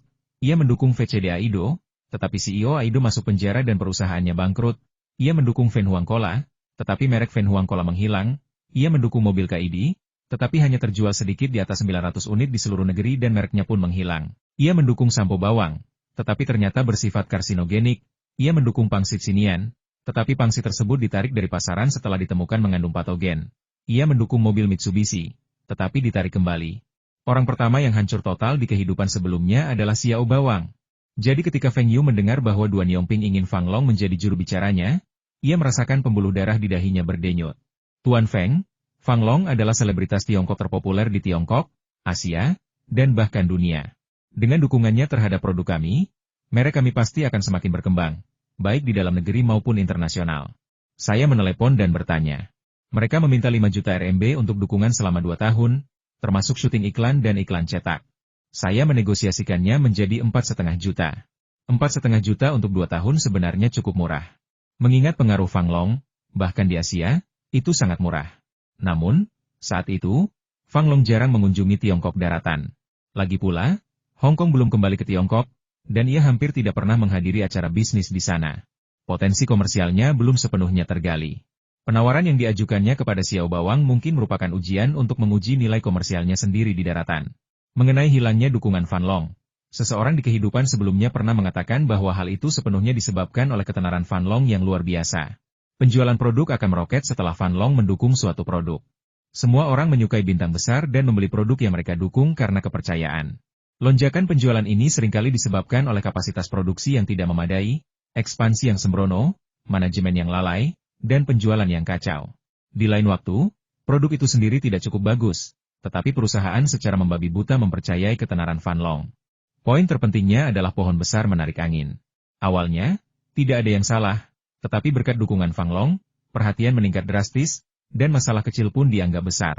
Tentu saja, ini juga merupakan hasil promosi yang disengaja oleh para pesaing. Jika Duan Yongping menunjuk Fang Long sebagai juru bicara, ia harus terlebih dahulu memastikan tidak akan ada masalah manajemen yang berarti di Subor. Hal ini bukan masalah besar, karena di masa lalu Subor, banyak pejabat BUMN yang ditunjuk pemerintah bekerja di sana, dan laporan keuangan mereka disebut-sebut sangat tidak jelas. Sekarang perusahaan telah menyelesaikan restrukturisasi dan menjadi perusahaan saham gabungan, ada beberapa manajer administratif yang dikirim oleh Fu Guangzheng, dan tanpa begitu banyak orang yang ikut campur dalam urusan orang lain, seharusnya tidak ada masalah besar. Satu-satunya hal yang mengkhawatirkan Feng Yu adalah kapasitas produksi Subor yang tidak mampu mengimbangi. Jika ia menyewa pabrik lain untuk memproduksi, dampaknya akan sangat besar jika kualitasnya tidak memenuhi standar. Pada masa itu, terdapat banyak pabrik yang memproduksi produk elektronik di Guangdong. Sebelumnya, Subor harus mencari pabrik lain untuk memproduksi produk-produk tersebut, yang mengakibatkan masalah kualitas dan akhirnya bangkrut. Feng Yu sedang mempertimbangkan untuk bergabung dengan beberapa pabrik kecil guna meningkatkan kapasitas produksi Subor. Manajemen mandiri selalu lebih meyakinkan daripada outsourcing.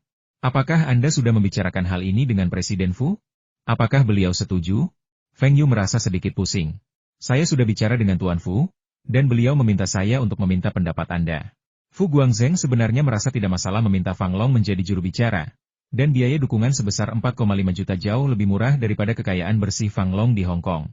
Namun, Fu Guangzheng tahu kemampuan Feng Yu yang luar biasa. Ia tampaknya lebih jeli dalam memilih juru bicara daripada siapapun. Ambil contoh juru bicara Eropa dan Amerika untuk kipas angin tanpa bilah dan pelembab udara. Ia mendapatkan keuntungan besar dengan mengontrak keduanya. Jadi, meskipun dia pikir Fang Long orang baik, dia tidak langsung setuju. Bagaimana jika Feng Yu punya pilihan yang lebih baik?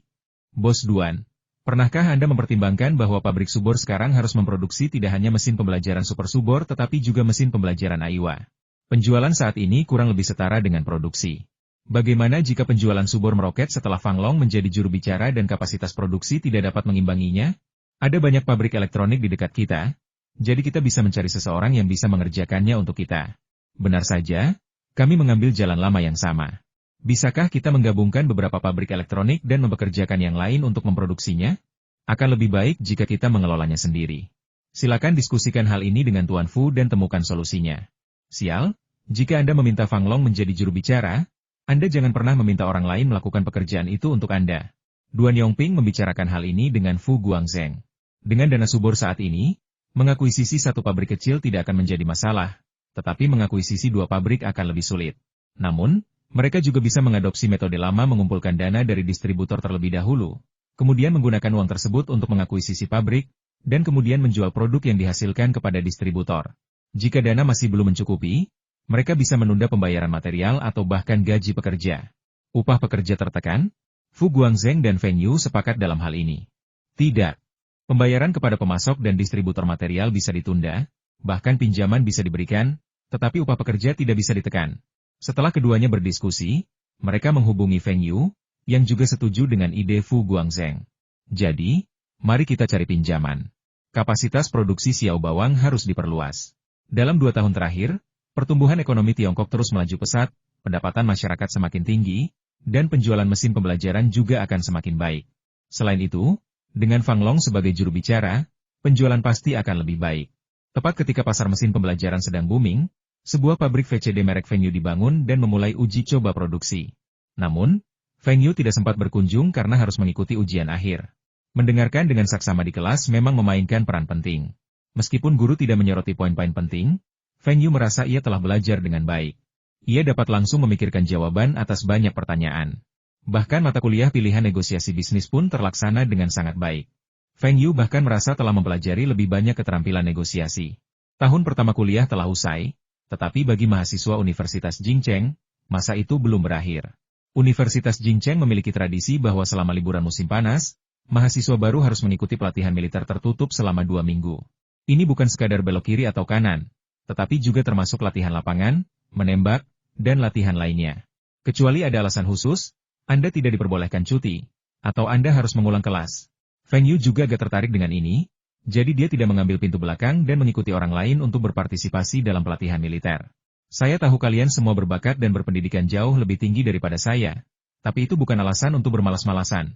Kalian harus paham bahwa kalian berada di pasukan cadangan, dan jika perang pecah, kalian kemungkinan besar akan dikerahkan. Bahkan sekarang, perang skala kecil masih berkecamuk di barat daya negara kita. Negara tanpa militer yang kuat tidak akan bisa menjadi negara yang kuat. Sekarang, mari kita mulai latihan pertama. Baik pria maupun wanita, semuanya melakukan push-up 100 kali. Hah? Semua orang tercengang. 100 push-up? Ini latihan militer? Seberat inikah latihan militer? Fengyu tahu betul bahwa ini hanyalah unjuk kekuatan. Tentu saja ini bukan tentang menuntut semua orang menyelesaikan tugas, tetapi hanya tentang mengajari semua orang untuk mematuhi perintah.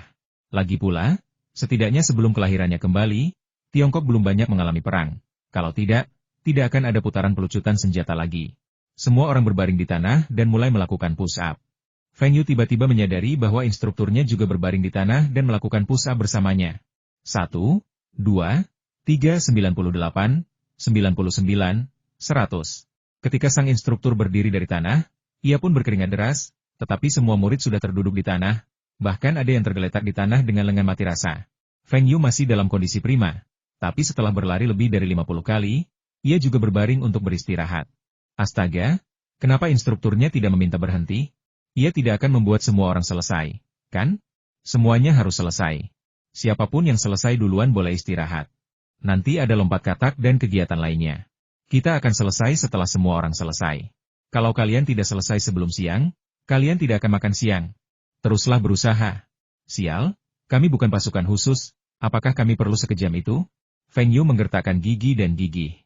Berkat pelatihannya yang tekun selama beberapa tahun terakhir, ia akhirnya menjadi orang kedua di departemennya yang menyelesaikan tugas tersebut. Orang pertama yang menyelesaikan tugas itu adalah seorang anak dari desa, yang lengannya hampir setebal kaki banyak teman sekelas perempuannya. Fengyu sangat terkesan dengannya. Ia bisa belajar sambil bekerja di pertanian, namun ia berhasil masuk Universitas Beijing. Sungguh mahasiswa yang brilian. Selama beberapa hari, latihannya sungguh menyiksa. Fengyu menyesalinya. Seharusnya dia mengambil cuti sakit, jenis penyakit yang tidak membutuhkan 4 tahun pelatihan militer. Seorang miliarder, sungguh, berjemur di bawah sinar matahari setiap hari. Sekarang bulan Juli. Meskipun tidak sekeras panasnya musim gugur, cuaca di Beijing sekarang cerah. Tidak ada kabut asap. Saat matahari menyinari tubuhnya, Fengyu merasa kulitnya menjadi jauh lebih gelap. Kulitnya, yang telah ia jaga dengan susah payah, menjadi begitu lembut. Tetapi dia mendapati bahwa cara instrukturnya memandangnya semakin aneh. Sial, zaman sekarang, mungkinkah ada kecenderungan seperti itu di militer? Hari ini kita latihan menembak, baik dengan senapan maupun pistol. Siapa yang merasa mereka cukup jago untuk datang dan mencobanya? Beberapa siswa mengangkat tangan, dan mata Fengyu berbinar. Ia berpikir, temanku bahkan bermain tank di bekas Uni Soviet, jadi dia pasti lebih akurat daripada siswa lain. Lagi pula, jika dia mencobanya, dia pasti akan menembakkan lebih banyak peluru daripada siswa lainnya, dan dia pun bisa bersenang-senang. Oke, kalian semua, keluar. Kalian pernah menembak? Semua orang mengangguk. Fengyu merasa sedikit bangga. Orang-orang itu mungkin menembak dengan senapan berburu, kan? Aku bahkan pernah menggunakan senapan dan pistol tentara Soviet. Kita bahkan tidak selevel. Senapan tipe 81 ternyata adalah model klasik Tiongkok. Fengyu memegangnya dan memeriksa magasinnya. Peluru kosong itu untuk latihan, guna mencegah bahaya bagi para siswa. Ketika semua orang berbaring, sang instruktur menatap Feng Yu dengan lebih bersemangat. Siswa ini tampaknya memiliki gerakan yang sangat standar dan bahkan tahu cara memeriksa magasin. Mungkinkah seseorang di keluarganya adalah seorang prajurit dan pernah berlatih di ketentaraan? Tiongkok masih memiliki jumlah tentara terbesar di dunia saat ini. Bahkan di Universitas Beijing, banyak orang tua mahasiswa berasal dari militer. Salah satu keuntungan tumbuh di kompleks militer adalah Anda mungkin pernah menyentuh senjata api atau bahkan berlatih dengannya saat Anda masih kecil. Bang bang bang, semua orang bergantian menembak. Sasarannya sangat dekat. Feng Yu menembakkan 5 peluru, semuanya mengenai sasaran. Salah satunya bahkan mengenai sasaran. Keren sekali. Pada saat ini, orang-orang mulai memanggil target mereka, dan Feng Yu menyadari bahwa dari 7 orang yang menembak, ia hanya berada di tengah. Ia sangat puas dengan skornya yang mencapai 39 cincin. Siapakah 3 orang yang bahkan lebih akurat darinya? Dari ketiga teman sekelasnya, 2 tumbuh besar di kompleks militer, dan keluarga salah satunya adalah pemburu. Jadi mereka semua sudah terbiasa memegang senjata sejak kecil. Bahkan 3 teman sekelasnya yang lebih buruk darinya pun telah menembakkan banyak peluru dalam hidup mereka. Terus terang, Feng Yu hanya beberapa kali bermain dengan senapan berburu, dan hanya sekali bermain dengan pistol di Uni Soviet. Hasil baik yang diraihnya kali ini semua berkat keberuntungan dan tebakan buta. Komentar. Gerakan Liong, Zhao Gang, Wang Qiang, dan Feng Yu relatif standar, tetapi 3 siswa lainnya membuat banyak kesalahan.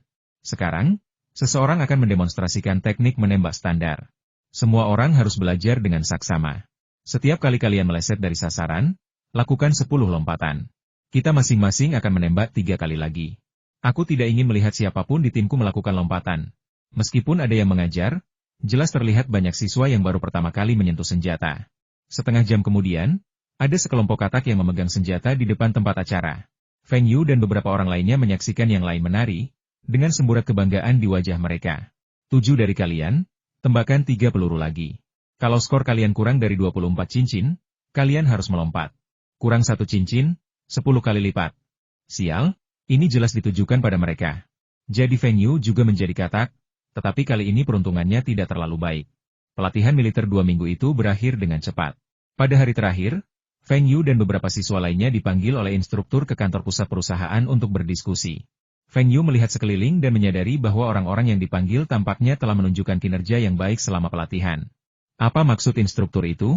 Apakah ia akan memuji mereka? Jika ia memberi mereka sertifikat penghargaan atas kinerja yang luar biasa, orang tuanya pasti akan sangat senang ketika ia pulang. Kalian semua adalah mahasiswa berbakat dari Universitas Jingcheng.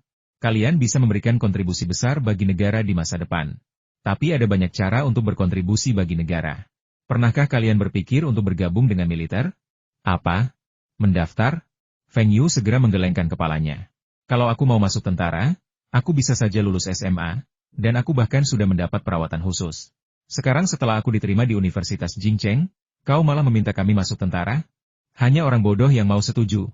Instruktur, serius? Tapi saya belum lulus, bagaimana saya bisa masuk tentara?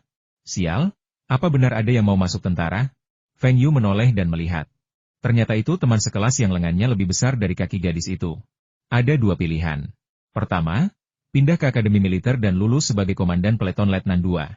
Pilihan kedua, mengambil cuti dan bergabung dengan tentara. Setelah 3 tahun pelatihan, Anda bisa kembali ke sekolah atau tetap di militer, dan dijamin akan menjadi letnan 2. Ada yang mau bergabung dengan tentara? Keakraban dan persaudaraan adalah sesuatu yang tak akan Anda rasakan tanpa bergabung dengan tentara.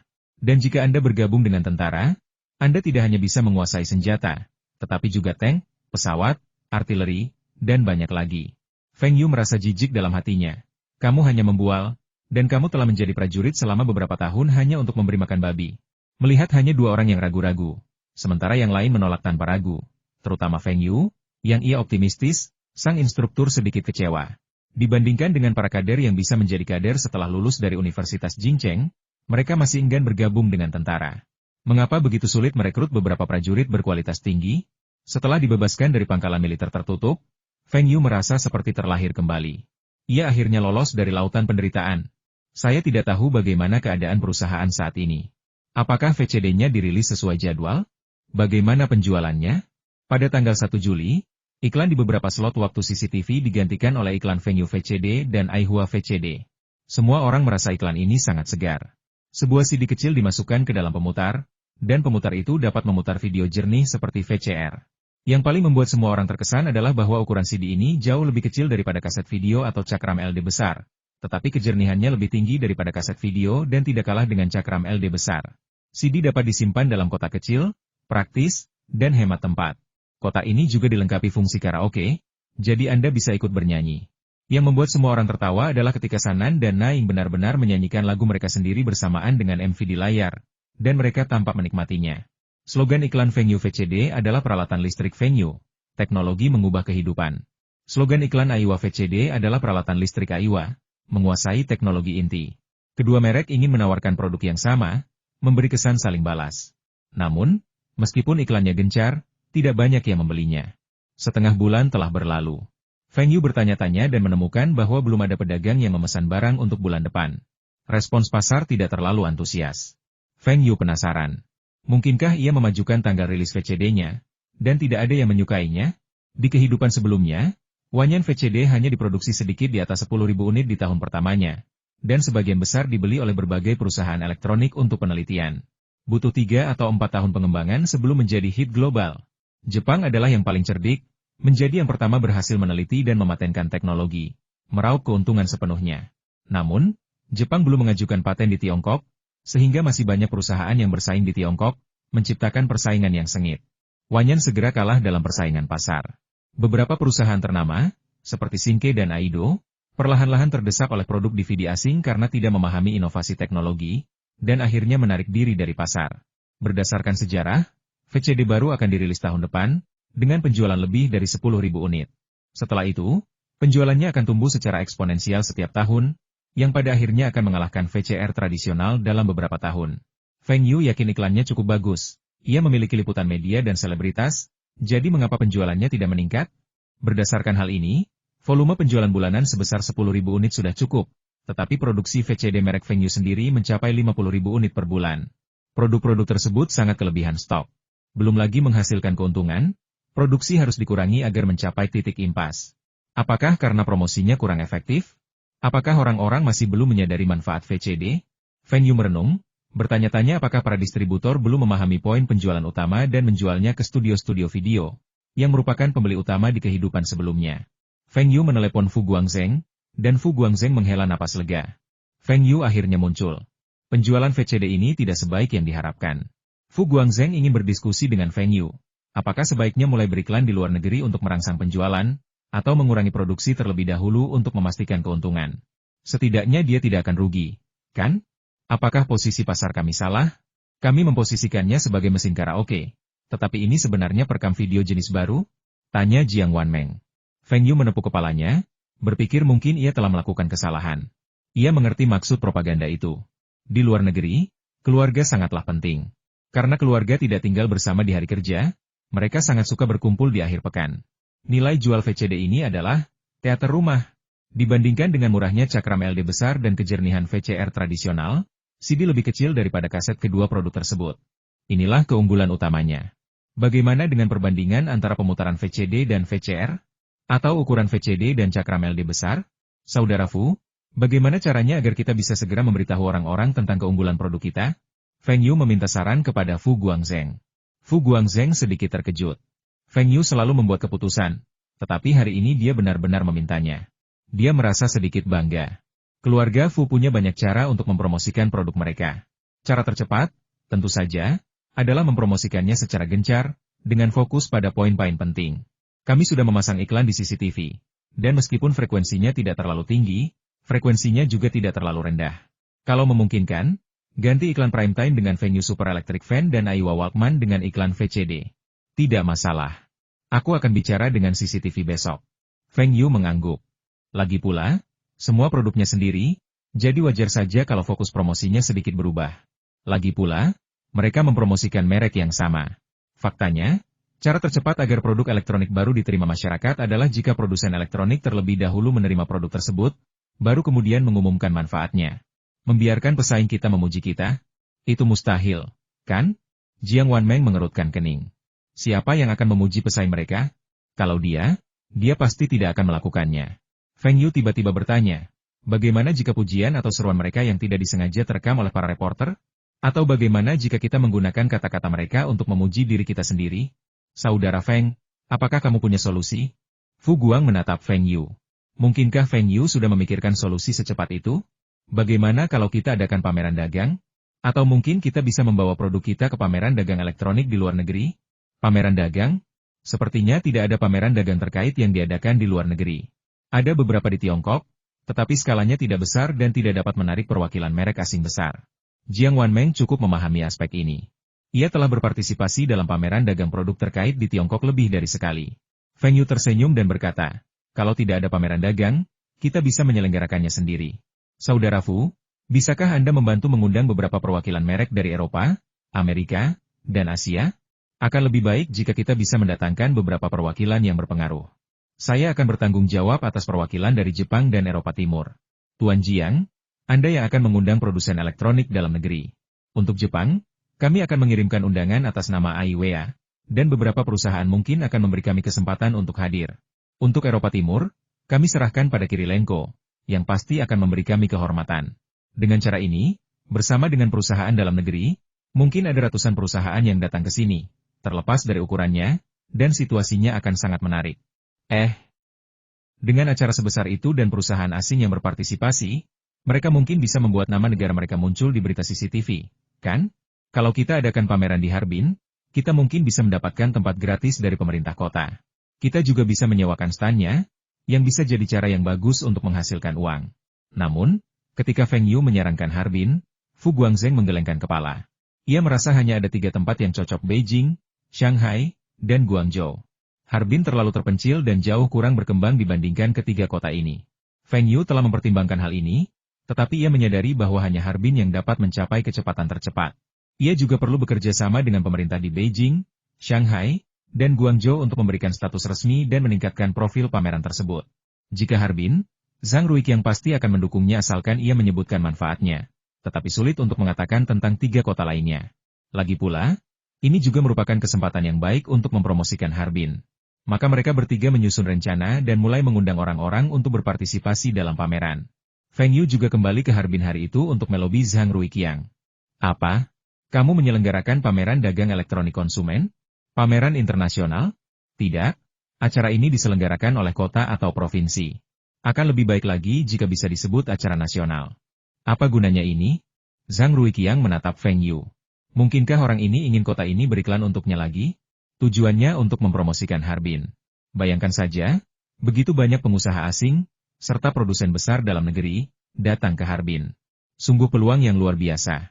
Apakah ini kesempatan bagus? Zhang Ruiqiang menyipitkan mata dan menatap Feng Yu. Dia selalu merasa bahwa ini tidak sesederhana yang dikatakan Feng Yu. Tentu saja, mereka yang telah setuju untuk diundang termasuk Sony, Panasonic, Aiwa, Toshiba, Fujitsu, DLL. Dari Jepang, TSMC, Honkai, DLL. Dari Taiwan, dan Amerika Serikat. Mereka semua adalah merek-merek internasional besar di bidang elektronik konsumen. Dengan partisipasi merek-merek ini, bukankah ini akan menjadi acara yang luar biasa? Zhang Ruiqiang sedikit terkejut. Meskipun ia belum pernah mendengar banyak merek yang disebutkan Feng Yu, ia pernah mendengar merek seperti Sony dan Panasonic dari Jepang. Mereka adalah perusahaan multinasional besar. Bagaimana mungkin Feng Yu mengundang mereka? Sebenarnya, perusahaan-perusahaan Jepang tersebut awalnya tidak berencana menghadiri undangan AIWA. Namun, di sebuah stasiun TV Jepang, Hajime Yagyu mengumumkan bahwa perusahaannya telah mengembangkan produk inovatif dan siap meluncurkannya. Produk ini, setelah dirilis, akan mengubah dunia, meninggalkan perusahaan elektronik konsumen Jepang lainnya jauh di belakang. Kata-kata arogan seperti itu pun menuai bantahan dan ejekan dari perusahaan lain. Tentu saja, Sony dan perusahaan lain juga sangat penasaran. Apakah VCD itu benar-benar sebagus yang dikatakan Liu Shenghashi? Sebenarnya, mereka punya tujuan lain datang kali ini, yaitu untuk menunjukkan kecanggihan produk elektronik Jepang dan membiarkan orang-orang Tiongkok yang terbelakang melihat bahwa orang Jepang adalah orang-orang terpintar di dunia dan produk-produk yang mereka buat adalah yang terbaik di dunia. Ini tidak hanya mempromosikan kekuatan dan merek Jepang, tetapi juga merusak kepercayaan diri rakyat Tiongkok, dan juga mengambil kesempatan untuk memperluas penjualan mereka di Tiongkok, membunuh 2 burung dengan 1 batu. Terutama ketika mereka mendengar bahwa ada juga perusahaan elektronik konsumen Eropa dan Amerika yang datang untuk berpartisipasi dalam pameran tersebut. Mereka juga ingin melihat teknologi perusahaan-perusahaan tersebut, dan ngomong-ngomong, memberikan pukulan telak terhadap perusahaan-perusahaan Eropa dan Amerika. Sehingga perusahaan-perusahaan Eropa dan Amerika juga akan tahu betapa hebatnya perusahaan-perusahaan Jepang. Orang Jepang yang arogan semuanya datang untuk berpartisipasi. Fu Guangzheng kemudian memberitahu perusahaan-perusahaan elektronik konsumen Eropa dan Amerika, beserta perusahaan-perusahaan besar Jepang, bahwa mereka akan berpartisipasi. Mengapa kalian tidak ikut? Mereka melihat Sony dan perusahaan sejenisnya ikut serta, jadi mereka tahu acaranya pasti bergengsi. Lagi pula, ini adalah peluang besar untuk memasuki pasar Tiongkok. Tiongkok memiliki populasi lebih dari 1 miliar jiwa, menjadikannya pasar yang sangat besar. Hasilnya, hanya dalam waktu 5 hari, lebih dari 50 perusahaan menanggapi, menyatakan kesediaan mereka untuk berpartisipasi dalam pameran dagang dan tiba di lokasi pameran lebih awal. Pak Ketua, ini akan menjadi pameran paling sukses di bidang profesional kita yang pernah diadakan di Tiongkok. Ini belum pernah terjadi sebelumnya. Dan setelah kesuksesan ini, kita bisa terus menyelenggarakannya tahun depan, membangun merek. Ini akan sangat bermanfaat bagi perkembangan Harbin. Bayangkan, ketika perusahaan-perusahaan besar itu datang dan melihat transportasi Harbin yang baik dan fondasi industri yang kuat, mereka akan berinvestasi dan membangun pabrik. Bukankah itu wajar? Benarkah sesederhana itu? Zhang Ruiqiang sedikit tidak yakin. Pemandangan yang digambarkan Feng Yu terlalu indah. Tentu saja mudah. Lagi pula, meskipun mereka tidak berinvestasi membangun pabrik, dengan banyaknya perusahaan yang datang, pasti ada banyak orang dari setiap perusahaan, kan? Makanan, penginapan, transportasi, DLL, juga merupakan sumber pendapatan yang besar, kan? Dan ketika kita mendirikan tempat pameran, stand-standnya tidak gratis untuk digunakan, kita harus membayar sewa. Dan sewa ini juga merupakan pendapatan, kan? Feng Yu mulai merayu. Tapi kita tidak punya tempat di Harbin untuk mengadakan pameran sebesar itu. Bukankah seharusnya pameran ini dihadiri lebih dari 100 perusahaan? Bahkan jika satu stand berukuran 5 meter persegi, jika dihitung dengan ruang dan lorong yang disediakan, setidaknya akan membutuhkan 1000 meter persegi. Di mana kita bisa menemukan tempat sebesar itu? Zhang Ruiqiang mengerutkan kening dengan cemas. Dia sudah tertarik dengan pameran yang disebutkan Feng Yu, tetapi Harbin bahkan tidak punya tempat untuk mengadakan pameran sebesar itu. Apa yang bisa dia lakukan? Feng Yu mendesah. Harbin belum memiliki pusat konvensi, jadi mengadakan pameran besar itu sulit. Jalan keluar terakhir adalah membangun gudang sederhana di lapangan sepak bola, tetapi itu terlalu rendah dan akan sangat memengaruhi citra Harbin, bahkan citra Tiongkok. Sekretaris Liu datang saat itu untuk membawakan teh untuk Feng Yu. Setelah ragu sejenak, ia menatap Zhang Ruiqiang dan berkata, "Ketua, saya tahu tempat yang seharusnya cukup besar untuk mengadakan pameran ini." "Kamu tahu? Di mana? Bukankah kita baru saja membangun pusat perbelanjaan di dekat pembangkit listrik?" Pusat perbelanjaan itu memiliki 5 lantai, masing-masing luasnya lebih dari 500 meter persegi. Struktur utamanya sudah selesai, tapi belum dibuka. Seharusnya sudah cukup, kan? Tapi itu aset provinsi. Zhang Ruiqiang sangat gembira saya akan mengurusnya. Segera beritahu tim pemerintah dan adakan rapat dalam setengah jam. Panggil juga para pemimpin Biro Promosi Investasi, Biro Konstruksi Perkotaan, Biro Transportasi, Biro Kepolisian, Biro Sanitasi Lingkungan, dan Biro Luar Negeri untuk menghadiri rapat. Tunggu. Bos, kita tidak butuh Biro Konstruksi Perkotaan, kan? Harbin Pharmaceutical Group punya perusahaan pengembang real estate di bawahnya, dan tingkat dekorasinya cukup bagus. Biar mereka yang mengurus tata letak pameran. Feng Yu menghentikan sekretaris Zhang Ruiqiang. Zhang Ruiqiang menggelengkan kepalanya. Kau tidak akan kehilangan uang sepeser pun. Oke, kalau begitu jangan laporkan ke Biro Konstruksi Perkotaan untuk saat ini. Katakan saja pada mereka, jangan salahkan aku karena menghukum siapapun yang terlambat. Selanjutnya, Zhang Ruiqiang menanyakan beberapa pertanyaan lagi kepada Feng Yu. Seperti negara mana saja yang datang, apakah ada negara yang berkonflik dengannya, apakah ada tabu, dan sebagainya. Feng Yu berkeringat deras. Mengorganisir pameran itu merepotkan. Untungnya, dia tidak mengurusnya sendiri. Kalau tidak, mungkin akan ada masalah. Lantai pertama kosong, sementara lantai kedua, ketiga, keempat, dan kelima diisi oleh stand-stand dari berbagai perusahaan. Feng Yu telah memesan tempat terbaik di dekat tangga untuk perusahaannya sendiri, dan akan memesan tempat-tempat lain setelah orang-orang dari perusahaan lain tiba. Permintaan Feng Yu untuk memasang spanduk disambut dengan teguran sinis dari Zhang Ruiqiang. Kalau kamu memasang spanduk, yang lain akan mengikuti, dan pamerannya pasti akan berantakan. Feng Yu merasa sedikit menyesal. Kalau begitu aku akan menyediakan 2 balon merah besar seperti lentera di pintu secara gratis, kan? Gratis dan terlihat meriah. Dilarang membawa spanduk. Tidak masalah. Feng Yu langsung setuju. Perlu pasang spanduk? Balon berlogo Feng Yu saja sudah cukup, kan? Setidaknya kita perlu menunjukkan keunggulan kandang, kan?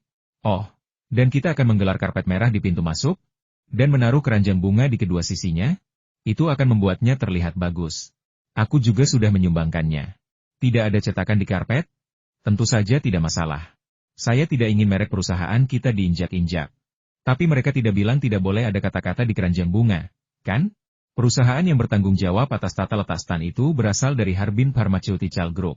Mungkinkah mereka melanggar perintah Feng Yu, wakil presiden? Baiklah, kita harus memberi mereka waktu untuk menata stan Feng Yu, Aihua, dan merek lainnya dengan cara yang unik sehingga orang dapat mengingatnya sekilas dan menemukannya kapanpun mereka mau. Zhang Ruiqiang pergi ke suatu rapat, dan Feng Yu kembali ke perusahaan perdagangan Taihua untuk mulai mengatur segala sesuatunya guna mempersiapkan pameran. Rayakan dengan hangat pembukaan pameran elektronik konsumen internasional pertama Tiongkok di kota kami. Saya berharap pameran dagang ini sukses total. Saya ingin menyampaikan sambutan hangat kepada seluruh perwakilan perusahaan dan teman-teman internasional yang berpartisipasi dalam pameran dagang ini. Pelajari pengalaman tingkat lanjut dan bekerja keras untuk membangun tanah air kita. Feng Yu mengendarai mobil Songjiang pertama yang dirakit sendiri oleh perusahaan mesin tersebut ke lokasi pameran. Berbagai spanduk terpasang di kedua sisi jalan. Polisi lalu lintas ditempatkan di setiap persimpangan untuk mengatur lalu lintas.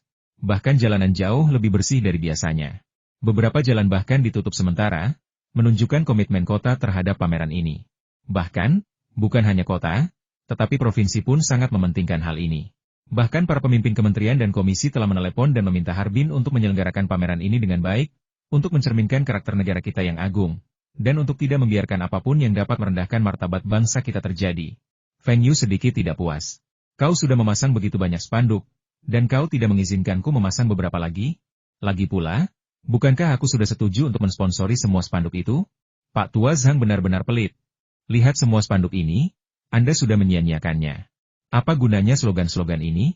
Setidaknya tulis di bawahnya bahwa slogan-slogan ini disumbangkan oleh organisasi tertentu. Dengan begitu, Anda bisa mempromosikan bisnis-bisnis di Harbin. Ceka. Sayang sekali, sayang sekali.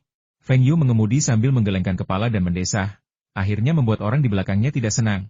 Feng Yu, mengemudilah dengan benar. Mengapa kau menggelengkan kepala? Teriak Zhang Ruiqiang dengan marah. Awalnya dia hendak datang dengan mobil pribadinya. Tetapi Feng Yu dengan paksa menariknya keluar, mengatakan bahwa mobil konsep pertama perusahaan mesin itu sudah siap dan dia ingin dia mencobanya. Meskipun dia tidak mengerti apa itu mobil konsep, dia tetap masuk ke mobil Feng Yu yang tidak berlisensi.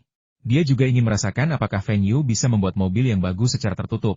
Harus saya akui, bentuk mobil yang ramping dan cat hitamnya yang cerah memberikan tampilan yang lebih berbobot dan mengesankan, jauh lebih indah daripada FAW Audi 100 yang disandingkannya. Saat membuka pintu, joknya ternyata terbuat dari kulit.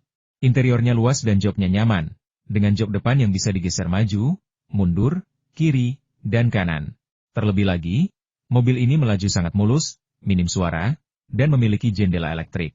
Dari sudut pandang manapun, mobil ini tampak seperti mobil mewah.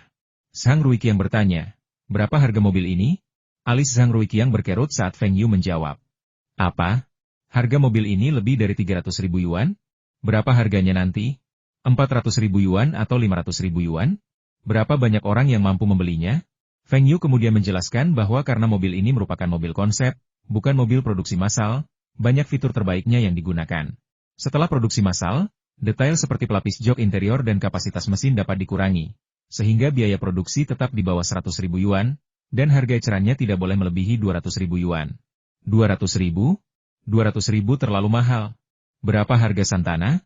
Feng Yu juga mengatakan bahwa ban, lampu, baterai, dan barang-barang lainnya juga dapat diganti, dan biayanya dapat ditekan hingga kurang dari 80.000 yuan, dengan harga jual sekitar 120.000 yuan, yang cukup untuk bersaing dengan Santana. Terlebih lagi, mobil ini lebih hemat bahan bakar daripada Santana dan menggunakan teknologi turbocharging. Bahkan model termurahnya pun lebih bertenaga daripada Santana. Mesin dan teknologi turbocharger keduanya diperoleh dari Harbin Aircraft Industry Group. Yang lainnya adalah insinyur yang merancang mesin pesawat. Teknologi hemat bahan bakar mobil ini selalu menjadi yang terdepan di negara dan dunia pada masa Feng Yu sebelumnya hingga ia terlahir kembali. Sayangnya, mereka belum pernah memproduksi mobil mahal, seolah-olah mereka telah tersesat. Pemimpin, apakah menurutmu mobil ini bagus? Pernahkah kau berpikir untuk mengganti sejumlah mobil dinas di kota ini tahun ini? Feng Yu menyatakan tujuannya. Berhenti. Aku mau turun. Zhang Ruiqiang sangat marah. Ia tahu Feng Yu tidak berniat baik menyeretnya ke pameran. Ketika perusahaan mesin pertama kali memproduksi sepeda motor dan meminta Biro Transportasi Harbin dan berbagai kantor polisi untuk membeli satu batch, ia pikir itu bukan apa-apa. Lagi pula, harganya tidak terlalu tinggi, dan itu akan meringankan beban lalu lintas dan penegakan hukum kota, dan keuangan kota mampu membelinya. Namun kini, Feng Yu mengincar mobil dinas kota. Kota ini baru saja mengganti mobil dinasnya beberapa tahun yang lalu. Jadi bagaimana mungkin mereka menggantinya lagi? Meskipun keuangan kota telah membaik secara signifikan, dan banyak unit yang menginginkan mobil, ia merasa lebih baik berhemat sebisa mungkin dan fokus pada peningkatan infrastruktur kota terlebih dahulu. Hei bos, kenapa kamu parkir mobil? Kakak Liu, kamu harus lebih sering membujuk bosmu. Bagaimana dia bisa bekerja dengan baik kalau dia begitu tidak sabaran? Sekretaris Liu menundukkan kepala, tak berani berkata sepatah kata pun. Hubunganmu dengan bos baik, kau boleh tertawa, memarahi, dan berbuat sesuka hati. Aku hanya seorang sekretaris, dan bahkan masih baru. Tuan Feng, bisakah kau tidak mempermainkanku? Tidak bisakah kau menjual mobil ini? Zhang Ruiqiang mengerutkan kening dan mengabaikan omong kosong Feng Yu. Ia sudah terbiasa. Bercanda? Ya? Kapan kamu pernah melihat produkku tidak laku? Ambil contoh pabrik-pabrik kecil di kota itu. Apa mereka tidak bisa bertahan hidup dengan mengandalkan ekspor perusahaan dagang Taihua? Aku cuma saran. Kalau pemerintah kota mau mengganti mobilnya di masa depan, berhenti saja menargetkan FAW. Kita bisa menghasilkan uang sendiri. Ya, aku bahkan bisa memberi pemerintah kota diskon. Kalau begitu, kau harus menunggu.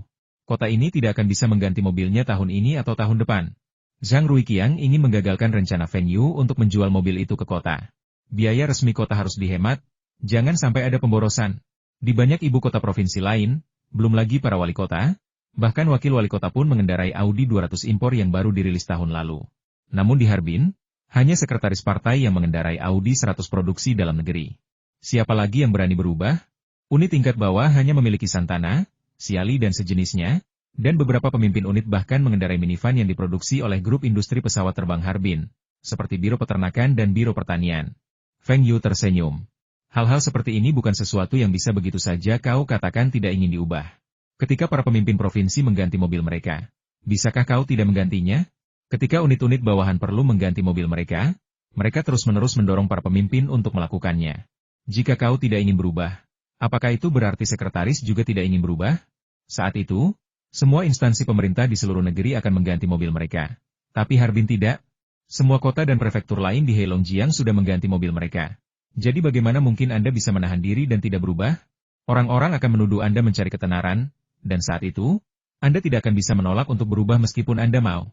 Feng Yu tidak mengatakan kata-kata ini, dan bahkan jika dia mengatakannya sekarang, itu tidak akan menyenangkan siapapun. Pemimpin, katakan padaku, apakah mobil dari perusahaan mesin ini lebih baik daripada Santana hanya berdasarkan penampilan dan performa mesinnya? Tanya Feng Yu dengan bangga. Santana tahan lama. Bagaimana dengan mobil Anda? Sasis dan rangkanya sama-sama teknologi Soviet. Meskipun mobil Soviet memiliki berbagai kekurangan, mereka memiliki satu keunggulan yang terdepan di dunia tingkat kegagalan yang sangat rendah. Bahkan dengan masalah kecil, mereka tetap dapat melaju. Untuk mesinnya, teknologi yang digunakan sebagian besar berasal dari Harbin Aircraft Industry Group Co., Ltd. Peredam getaran dan kebisingan dikembangkan oleh perusahaan permesinan itu sendiri berdasarkan teknologi kedua perusahaan tersebut. Kini, tampaknya hasilnya cukup baik. Perusahaan mekanik tersebut telah melakukan perbandingannya sendiri dan menemukan bahwa performa mobil ini mengungguli Santana dalam segala hal, bahkan melampaui Audi 100. Namun, belum diketahui apakah konfigurasi terendah dapat mencapai nilai teoritis dan apakah bisa lebih baik daripada Santana. Perjalanan lancar dan mereka segera tiba di pintu masuk pameran. Feng Yu memarkir mobil di samping karpet merah. Sekretaris Liu segera membuka pintu dan keluar, lalu membukakan pintu untuk pemimpin. Setelah Zhang Ruiqiang keluar dari mobil, Sekretaris Liu menutup pintu dan melambaikan tangan seperti biasa. Wajah Feng Yu dipenuhi garis-garis hitam. Sial, siapa dia pikir dia pengemudinya? Harbin mungkin belum pernah menyaksikan suasana seramai ini dalam sejarahnya. Perwakilan dari lebih dari 200 perusahaan yang mewakili puluhan negara di seluruh dunia memenuhi lantai pertama ruang pameran, dengan perusahaan domestik mencakup separuhnya. Berbagai bahasa terdengar, dan jumlah penerjemah dari Kementerian Luar Negeri tidak mencukupi.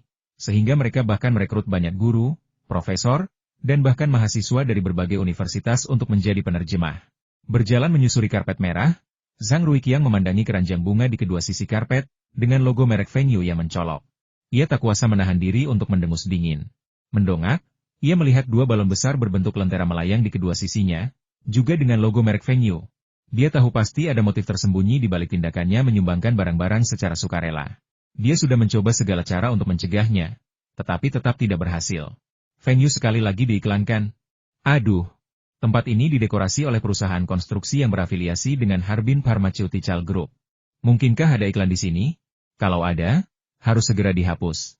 Ini pameran nasional, dan orang ini memperlakukannya seperti milik perusahaannya sendiri. Ketika Feng Yu mencoba parkir, ia menyadari tidak ada tempat parkir lagi.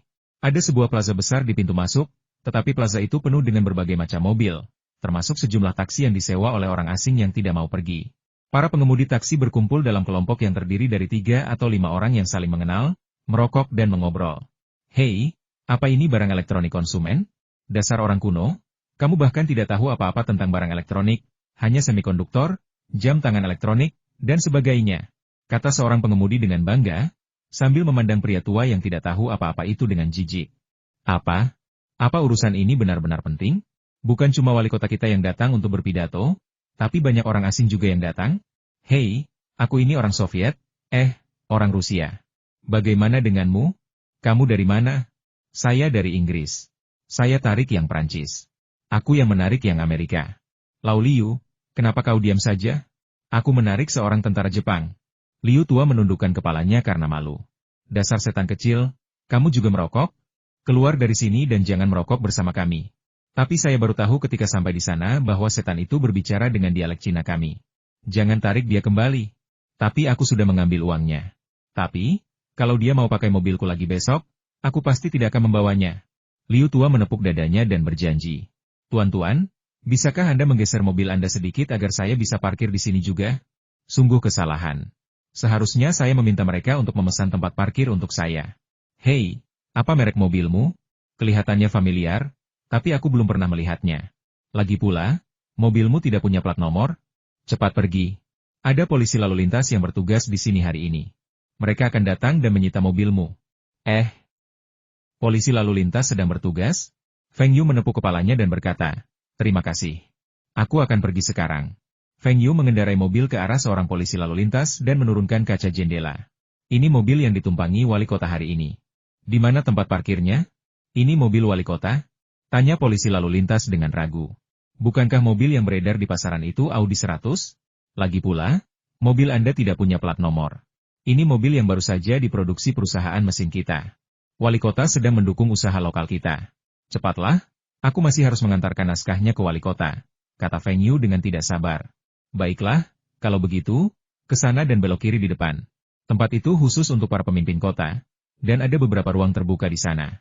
Polisi lalu lintas itu langsung mengangguk dan berkata.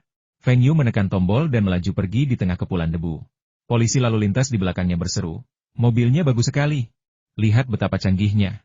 Jendelanya bahkan tak perlu dibuka. Mobil ini sama sekali tidak seperti jeep lusuh yang dikendarainya. Hanya wali kota yang boleh naik mobil ini. Setelah memarkir mobil, Feng Yu kembali ke ruang pameran. Suasana sudah sangat sepi. Sekilas, ruang pameran penuh sesak. Feng Yu melihat sekeliling dan menyadari mungkin ada lebih dari 1.000 orang. Untungnya, tidak ada stand di lantai 1. Kalau tidak akan ada tempat untuk semua orang. Bahkan podium untuk pidato pun diletakkan di tangga. Zhang Ruiqiang berdiri di podium, menyampaikan pidato yang penuh semangat. Dua pemimpin kota, yang berdiri di dekatnya, menerjemahkan pidato Zhang ke dalam bahasa Rusia dan Inggris. Mereka sangat senang bisa berbicara dalam bahasa asing dan menyampaikan pidato pembukaan di acara sepenting ini. Inilah kejayaan Harbin kita, kejayaan Heilongjiang, dan kejayaan Tiongkok. Sambil mengucapkan kata-kata ini, Zhang Ruiqiang melambaikan tangannya dengan penuh semangat, dan para penonton pun mengerti dan mulai bertepuk tangan dengan meriah. Untuk sesaat, tepuk tangan itu menggelegar dan terasa begitu kuat. Dan mereka bertepuk tangan setelah terjemahan dalam bahasa Rusia, dan terus bertepuk tangan setelah terjemahan dalam bahasa Inggris. Feng Yu melihat beberapa orang pendek di antara kerumunan, tampak tidak senang. Dari pakaian dan gaya rambut mereka, ia tahu mereka berasal dari Jepang. Sepertinya mereka kesal karena tidak ada penerjemah bahasa Jepang. Tapi apa yang bisa mereka lakukan? Karena orang Jepang memiliki audiens yang sangat terbatas. Berikutnya, Zhang Ruiqiang memperkenalkan tata letak di lokasi pameran, jenis stand di setiap lantai, cara menghubungi staf untuk meminta bantuan, dan di mana menemukan printer dan peralatan lainnya jika Anda ingin menandatangani perjanjian. Mendengar ini, orang Jepang sangat bangga. Mereka sudah tiba 2 hari sebelumnya. Dan ketika stand sedang didirikan, mereka sudah melihat semuanya. Printer dan mesin fotokopi semuanya produk Jepang, bahkan peralatan audionya. Tiongkok bahkan tidak bisa memproduksi ini, tapi berani-beraninya mengadakan pameran dagang elektronik konsumen.